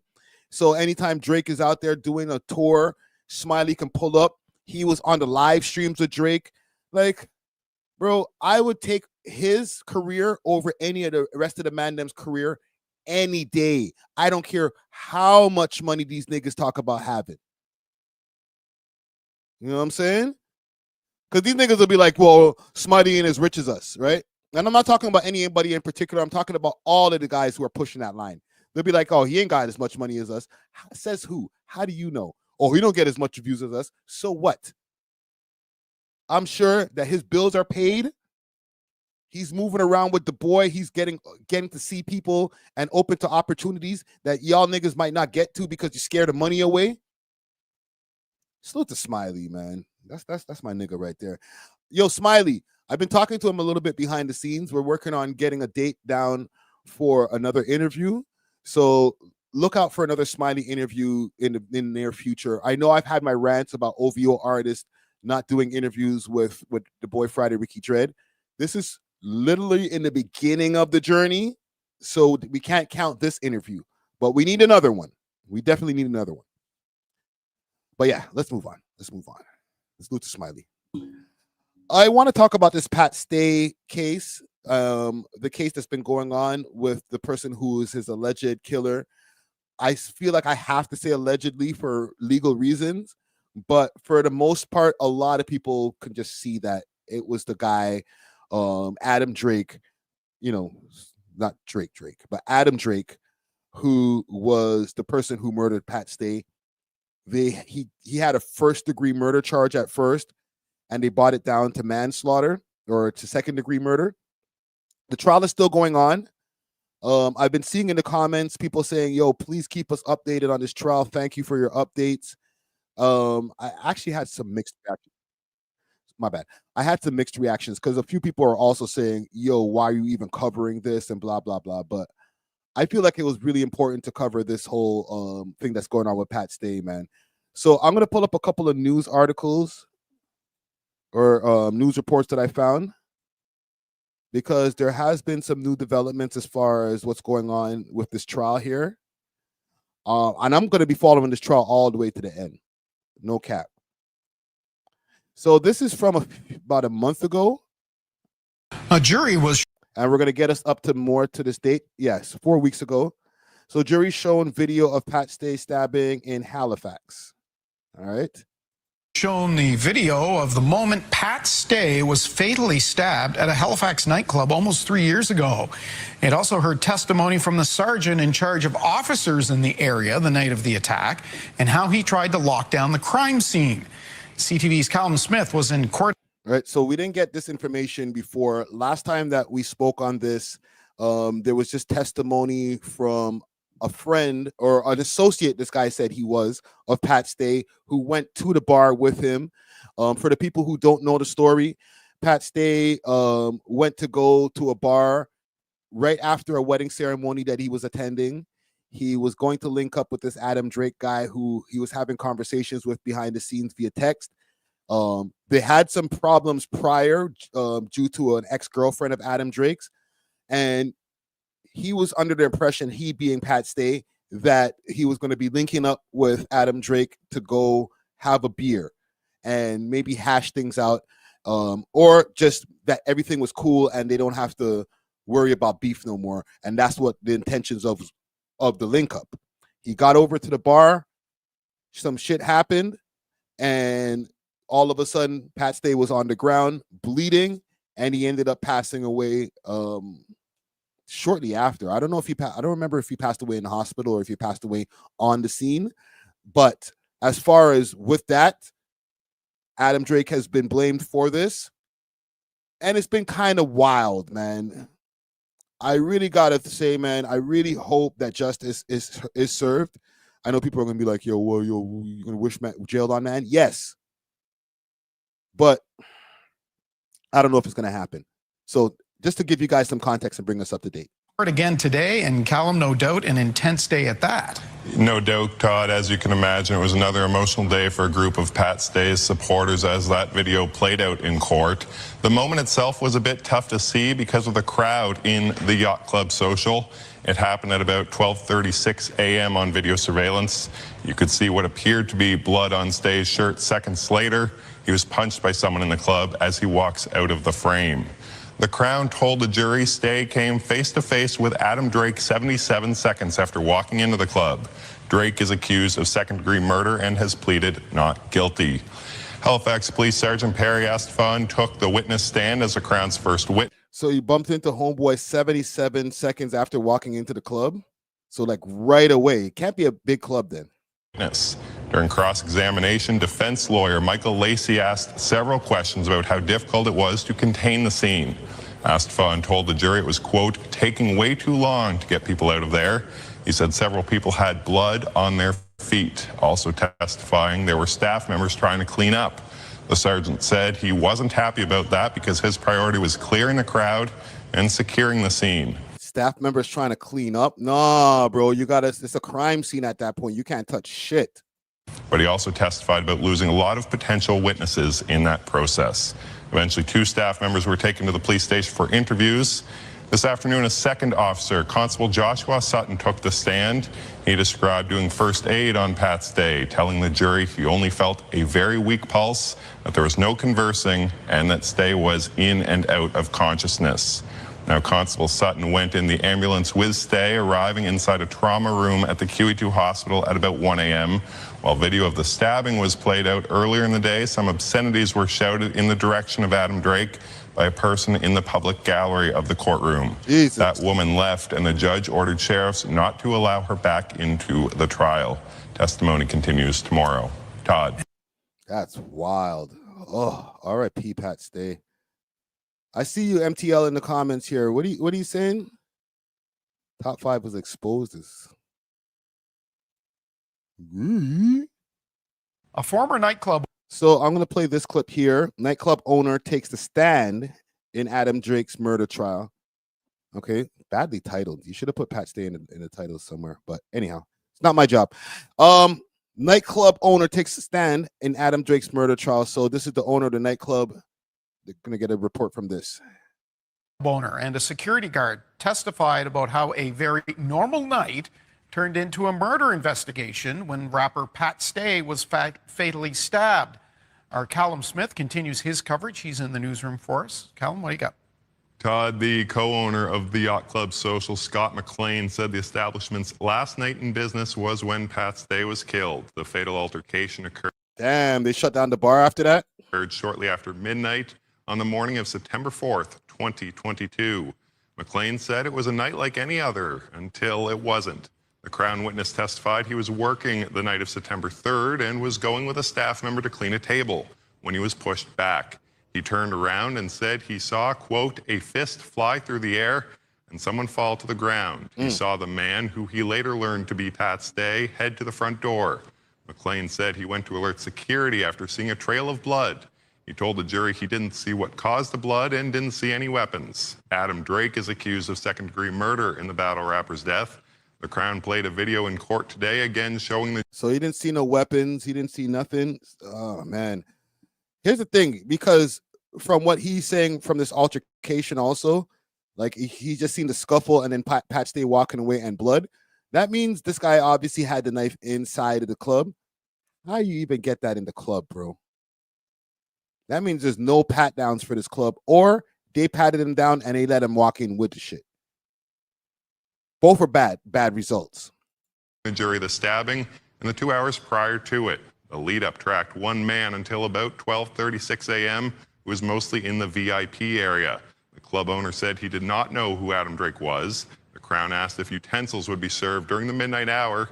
McLean said no. Mohamed Al-Kayali then took the stand, a security guard working that night. He testified bags were not required to be checked upon entry to the club. At the time, he was with a liquor inspector. And there's the answer to my question. Bags were not required to be checked when entering the club. I idiot thing. This might be a Nova Scotia thing, though, because obviously it's not as big as Toronto. Maybe they're not used to as much drama. But, bro, you got a spot that they don't pat people down. No metal detectors, no wands, nothing. observed a man rushing out. Oh, no wonder the place got shut down after. Like, they have no protocol. At the main doors, describing, quote, a bunch of chaos. Both witnesses told the jury music was too loud to hear anything else. Al-Kayali said the scene unfolded rapidly in about a minute, and he was unaware of the severity at first. He testified after being tasked with getting a first aid kit. Police told him, "We've got to shut this bar down." Testimony continues tomorrow. Todd. There's a couple more clips that are I found about this. Stay murder trial. Because this is another clip. That one was from 3 weeks ago, right? There's more up-to-date ones that are like from a couple of days ago. Just this one here, forensic evidence highlighted in Pat Stay's murder trial. I just want to see the most recent one. Okay, yeah, I think the most recent one is these ones that I found here. So Deputy Chief Medical Examiner testifies at Halifax murder trial. I'll play this. Nova Scotia's Deputy Chief Medical Examiner today told a jury that Pat Stay died as a result of a single stab wound caused by a single-edged bladed knife. CTV's Callum Smith joins us now. Callum, it sounds like there was some pretty graphic details in today's testimony. Is that correct? Yeah, no question, Bruce. And it was disturbing for some viewers, I'm sure. So as we learned details today about the fatal stab wound, Deputy Chief Medical Examiner Dr. Eric Mont said he performed an autopsy on Patrick Wayne Stay on September 4th, 2022. Stay was pronounced dead in hospital at 1:23 that morning. Mont told the jury the stabbing went approximately 4 to 6 inches deep in Stay's upper chest area on the left-hand side.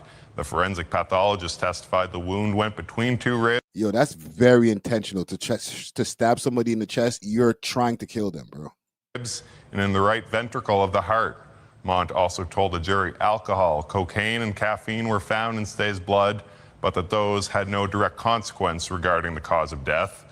2 other Crown witnesses testified virtually today, including a forensic digital media technician with Halifax Police, who put together some video exhibits in the trial with surveillance footage and provided an enhanced, zoomed-in copy of the stabbing itself. Adam Drake is on trial for second-degree murder in Stay's death. His lawyer, Michael Lacey, suggested it was difficult to make out what was happening in the video, to which the witness said it was in the original footage as well. The other witness... So, okay. If it was difficult to make out what was happening in the video, I can understand that as being a defense. But are we trying to say that he didn't do it? Because I think it's pretty evident that from just the evidence that they have, or what we do have from people saying, and just testimony from other people, that he went into club, him being Pat Stay, he bumped into Mr. Drake, and an altercation happened immediately. Now, they didn't have any pat downs from what we're seeing here, so nobody was checked for any weapons. And I'm not saying that Pat Stay had a weapon, but that might be one of the things that they might try to say as far as the defense team for Adam Drake. Like, oh, well, this is self-defense. We don't know because the things as the video was blurry. We can't see that Pat Stay didn't pull out a weapon and that Adam Drake was defending himself. I'm just trying to get into the mind of the defense team of how they'd be able to spin it. They've already spun it enough where they brought it down from first-degree murder to second-degree murder. So they're on a good track. Okay. Now, as far as this guy walking, I don't know. The amount of evidence that we've seen so far, or the amount of clips that I've watched from the different CTV news clips that have been popping up, the testimony and all of the different people who've been testifying, the forensic people, the guy who's a friend of Pat Stay who went to the club with him, all these different people, and the video that we watched a few weeks ago from another friend of Pat Stay, all arrows point in the direction of this Adam Drake guy being charged for the manslaughter. But I gotta be honest with you guys, and not to be a Debbie Downer, I don't think it's gonna happen.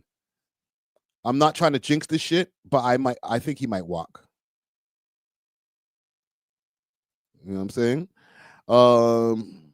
Jan Hall Sr. says, didn't they say they showed the video of the stabbing? Yes, but they're saying now that the video wasn't clear. They couldn't see the exact action taking place.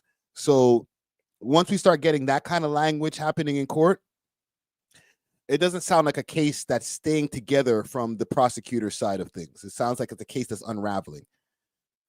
All right. So I don't know, man. I'm going to keep you posted on this. I don't know. My bad. I don't know how many weeks in they are as far as the trial. If I go by just the amount of clips that I found about this, I would estimate they're probably about 6 weeks in. So they're probably getting close to the end of this trial right now. Let me see. No, maybe there might be about 4 to 5 weeks in. So who knows? I need to get a little bit more information on. Yes, Dubs, there was witnesses, right? And there was people they're saying that were at the bar who were employees that were trying to clean shit and all types of stuff. They were only able to get to talk to 2 people. So there are limited witnesses, but there were witnesses. But like I said, and I'm not trying to jinx it, this sounds like the case is unraveling from the Crown side, aka the prosecutors. So RIP to Pat Stay. Condolences to his family. I'm hoping for the best for you guys, for the best outcome for you guys, and we're gonna pray for this family, yo. I got one more topic I want to address, and then it's time for me to touch the road. A serial killer. All right, there was a woman serial killer who, back about a year ago or so, she had murked 3 people in the space of 3 days. Okay, I'm late to the party when it comes to this. I've been seeing her pop up on different things, different YouTube titles and stuff like that. I think Talk to Tings, Salute to Talk to Tings, they talked about her. But yes, she murked 2 people in Toronto and 1 person in Hamilton. And she's been standing trial right now. And they've been saying in said trial that she had psychological issues, which most serial killers do. But they're saying that her psychological issues were so bad that she wasn't fit to stand trial. Okay. What is this chick's name again? We'll find her name in a second. Oh, Sabrina Kauldhal. Y'all know who I'm talking about? Sabrina Kauldhal. She was out here killing bare people, like 3 people, which is bare people, in a space of 3 days. I know it has nothing to do with hip hop, but just to, I like to deep dive onto some serial killer bullshit. Let's pull this shit up. This is a news article from October 2024. Because this is, like I said, this happened a while ago, but they got some new updates on the case today. So, woman accused of killing 3 people in 3 days opposes mental health assessment. What's the purpose of today? Accused serial killer Sabrina Kauldhal is in court today. CB24's crime analyst Steve Ryan joins us live with the latest. Steve, what's the purpose of today's court appearance? Well, good morning, Jamie. Let's start with Kauldhal made her first court appearance here in a Toronto court, so it's her first time in this jurisdiction. Now, she enjoys the presumption of innocence like any other person that's charged with a criminal offense in this country as a result of the charter, and rightfully so. Having said that, the allegations against her are very serious. She faces 3 counts of murder, 1 count of first degree. Jesus, look at that mug. She got the Dewey on too. The pink Dewey. Watch the pink Dewey. Watch this. Oh, and she got a turban on too. She might be crazy. Against her are very serious. She faces 3 counts of murder, 1 count of first degree and 2 counts of second degree. In Toronto, police allege that she committed second degree murder on August the 5th. Watch the Dewey, fam, with the tattoo in between her eyes. Jesus Christ, she did it. First, Niagara Region alleged that she committed second degree murder on October the 1st for Toronto, October the 2nd for Niagara, and October the 3rd, another homicide in Hamilton where police charged her with first-degree murder. So she's facing 2 counts of second-degree murder, 1 count of first-degree murder. Her appearance here today was her first appearance. How do you get a second degree? You're out there just murking people like indiscriminately. There's a second degree? And it was done because the Crown is asking the court to have a fitness assessment done on the accused. The Crown is concerned about her mental health, and they want the court to impose a assessment. The defense had their concerns as well. I was in court this morning. They submitted an application yesterday to have her assessed, but today they withdrew that application because the accused no longer is not agreeing to having a mental health assessment. So we've been adjourned. The court was adjourned right now, and the judge has asked the Crown to write submissions. The judge wants to hear submissions from the Crown before he's able to make any sort of determination whether or not he's going to order that assessment or not. And it's going to be opposed by the defense on the instructions of the accused. So that's why she was in court today. It's been adjourned to this afternoon. It may get to the hearing this afternoon. Most likely not. That was a very full courtroom at the Armory Courts here today. But let me see what they have. Sorry, Steve, I'm gonna cut you off. Let's go see if there's an update on this. Because there is a significant. I was watching the news earlier, and they're saying that now they have. Oh, here it is. Woman accused of murdering 3 people now deemed fit to stand trial. Okay, so now they're gonna be able to have her stand trial for this shit. All right, well, a woman accused of killing 3 people in 3 Ontario cities last year has been found fit to stand trial. That's Sabrina Kauldhal. She's charged with 1 count of first-degree murder and 2 counts of second-degree murder. This is in connection with 3 killings over 3 days in Toronto, Niagara Falls, and Hamilton last October. So this past March, a judge ruled that she was... These are the people that she murked. So she's not on some gangster shit. She just, not just killing white youths, like... RIP to these guys, you know what I'm saying? But like, I don't know if there was intention. I'm looking to see if there's intention or like some kind of pattern. You know what I'm saying? Unfit to stand trial and was ordered into a 60-day psychiatric treatment program before reassessment. Well, today a judge said that if most of her symptoms of mental illness have been resolved, it's likely that her unfitness has also resolved. Kauldhal is scheduled to appear in court next month. Hold on. They've been resolved? Like how you're in jail right now, so I feel like your mental health issues are going to get worse. So if you had mental health issues that made you not fit to be able to stand trial before, how did they get solved? See, look, she got some SEO on her name right now. Who covered this? 7 months ago, Ontario serial killer. We're going to watch that one in a second. I just wanted to see if who else covered this, if some Toronto creators covered this. I know Talk the Things covered this shit. Hold on. Let me go to Talk the Things channel. Talk the Things.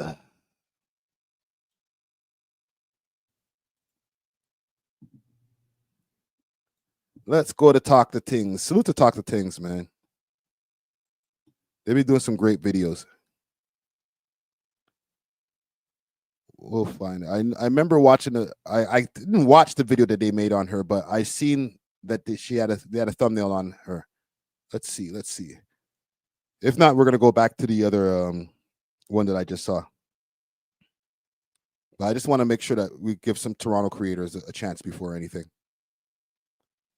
Where is it? Give me a second here, gang. Oh, maybe he didn't cover it. I could swear this nigga covered this shit. Oh, well. Yeah. Okay, let's go back to the one that I saw before.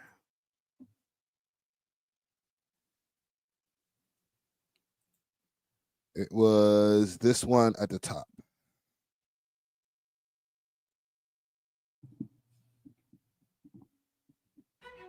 Three people are killed during a terrifying 3-day rampage across Ontario. Watch her running, yo. With a Toronto lady at the center of it all. The 30-year-old Sabrina Kauldhal is accused of committing horrifying violent crimes against both known and unidentified victims.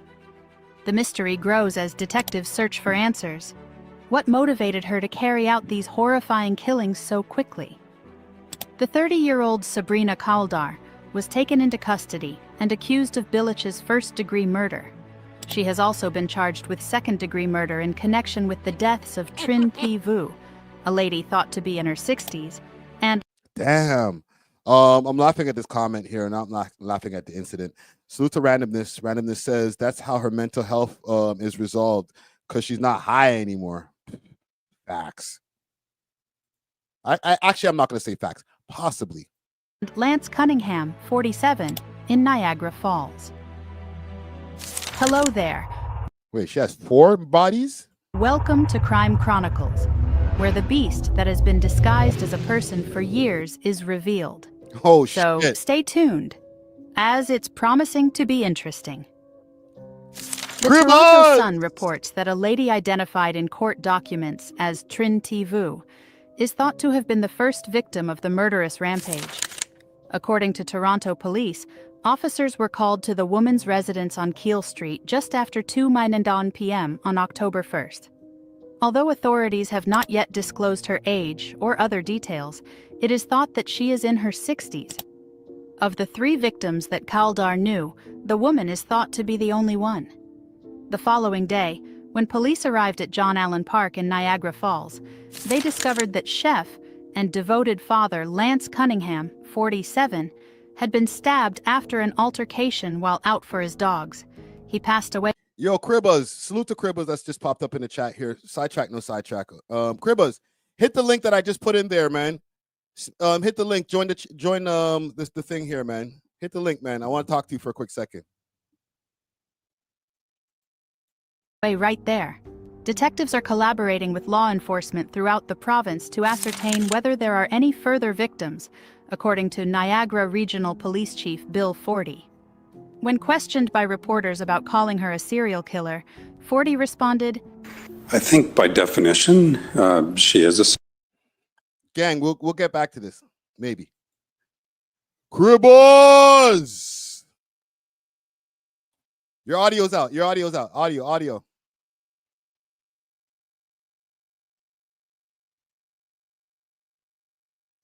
Yo, can you hear me now? Yeah, we're good. Cribazz! Like Friday, bro. What's poppin', fam? Shit, man. Just on the drawing board, just planning new shit, man. Just trying. How you feeling off of the heels of that Song Wars, bro? Yo, Friday, I'm not gonna lie, like honestly, bro, after that, it's been super it's a blessing. Like obviously, like I appreciate like a lot of people been showing me love, like a lot.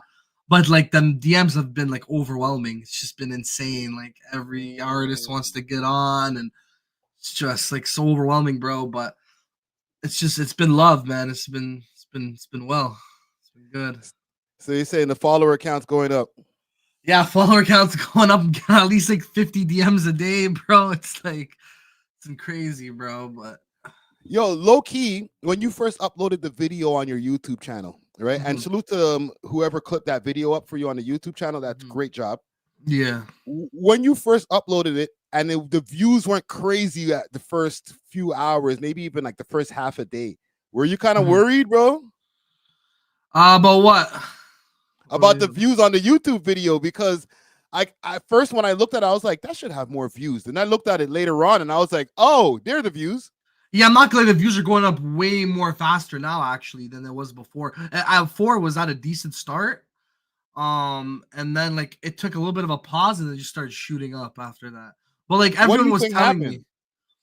I think it just was a matter of time before the video just started circulating around, to be honest. Like everyone was telling me to drop the video, like hurry up, like the song's already getting leaked on SoundCloud. Like everyone's like just drop it. So like I just like I woke up in the morning, like I just set a timer. I'm like, yo, I need you to drop this ASAP, bro. So now we got Haji Basto as the winner, right?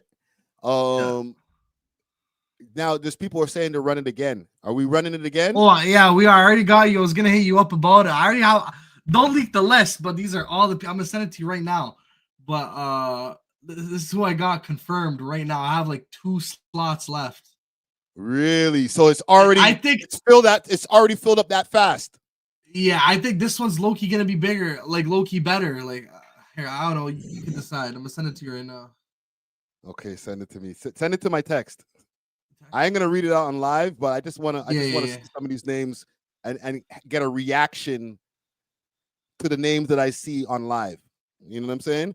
I see you also doing a beat one. Are you doing like a beat? Friday. It's called On the Beat. It's a new concept I kind of came up with. Basically, I was supposed to put I'm about to put the rules out tomorrow, but basically how it's gonna work is I'm probably gonna do this every week.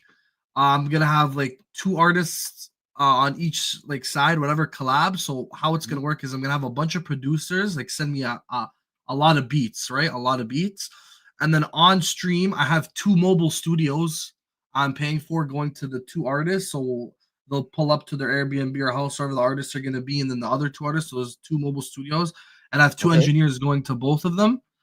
And basically they're gonna freestyle and make tracks in 15 minutes off of 4 different type of beats. But they all have to agree they'll have to agree on the same beat, and they both have to make a track. The 2 parties have to make a track on the same beat, and we're gonna vote on who makes the better song. That sounds crazy. Yeah. Wow, Cribazz, man, I'm proud of you, bro. You've grown into this a big time streamer, fam. Bro, I'm trying, bro. I won't lie to you, Friday, like me going to my bad, I'm about to send it to you guys sidetrack. Me going to LA, just like seeing how like Neon, like his work ethic and like everything about it was just motivational, bro. Let me ask you a question about that.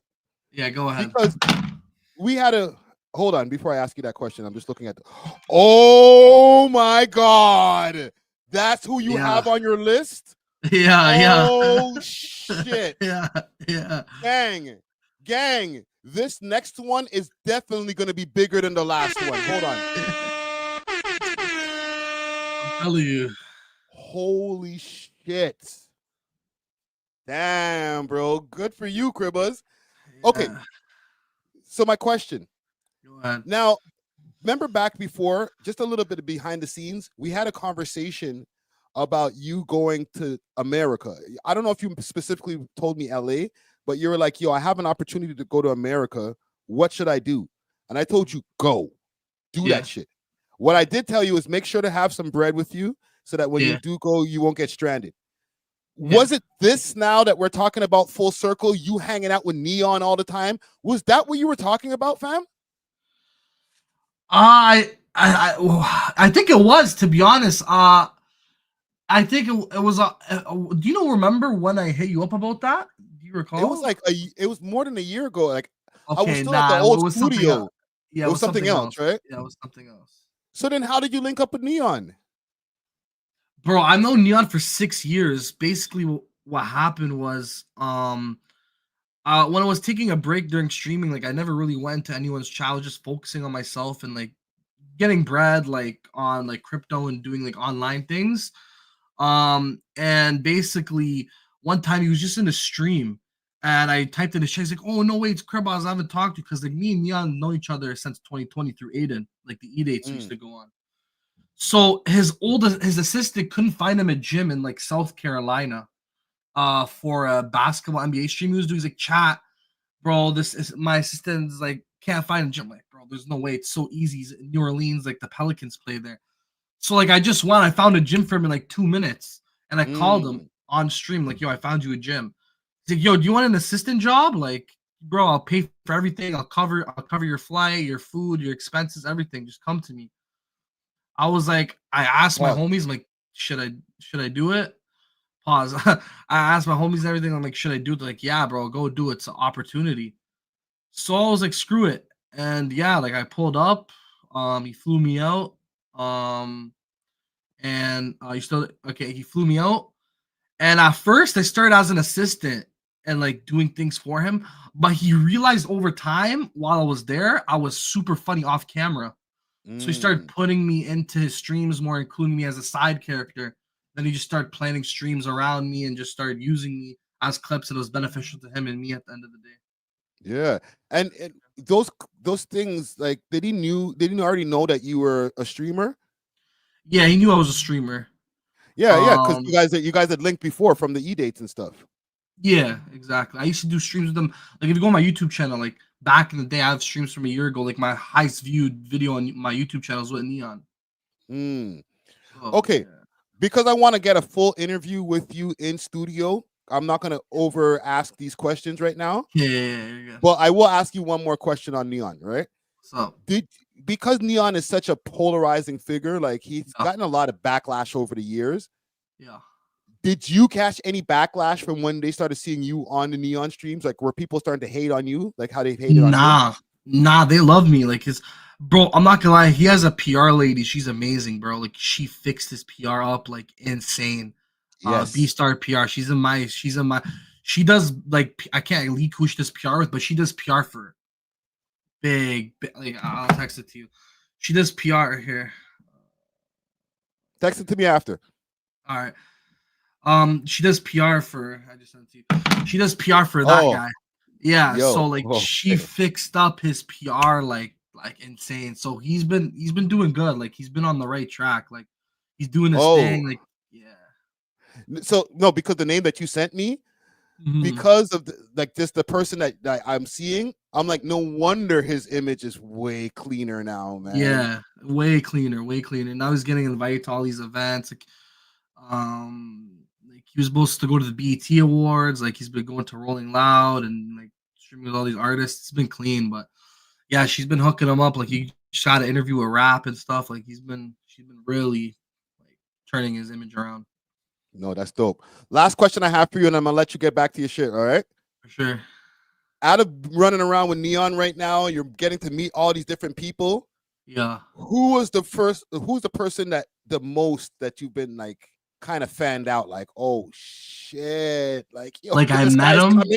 Yeah, like, yo, fam, this guy's coming through for real, or this chick's coming through. Like, damn. Bro, I met a lot, bro. Like, bro, being with Neon, like you're surrounded by celebrity like every day.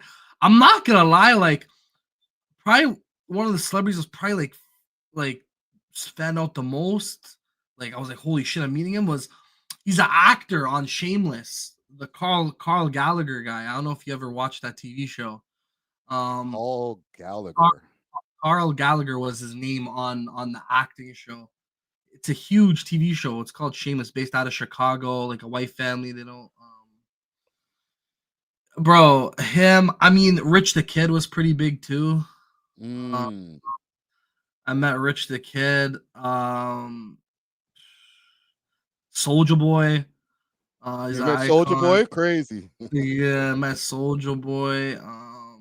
Bro, a lot, bro. Like, bro, just that Rolling Loud festival itself. Like, bro, we met Ken Carson, like, all those opium guys, like Suicide Squad.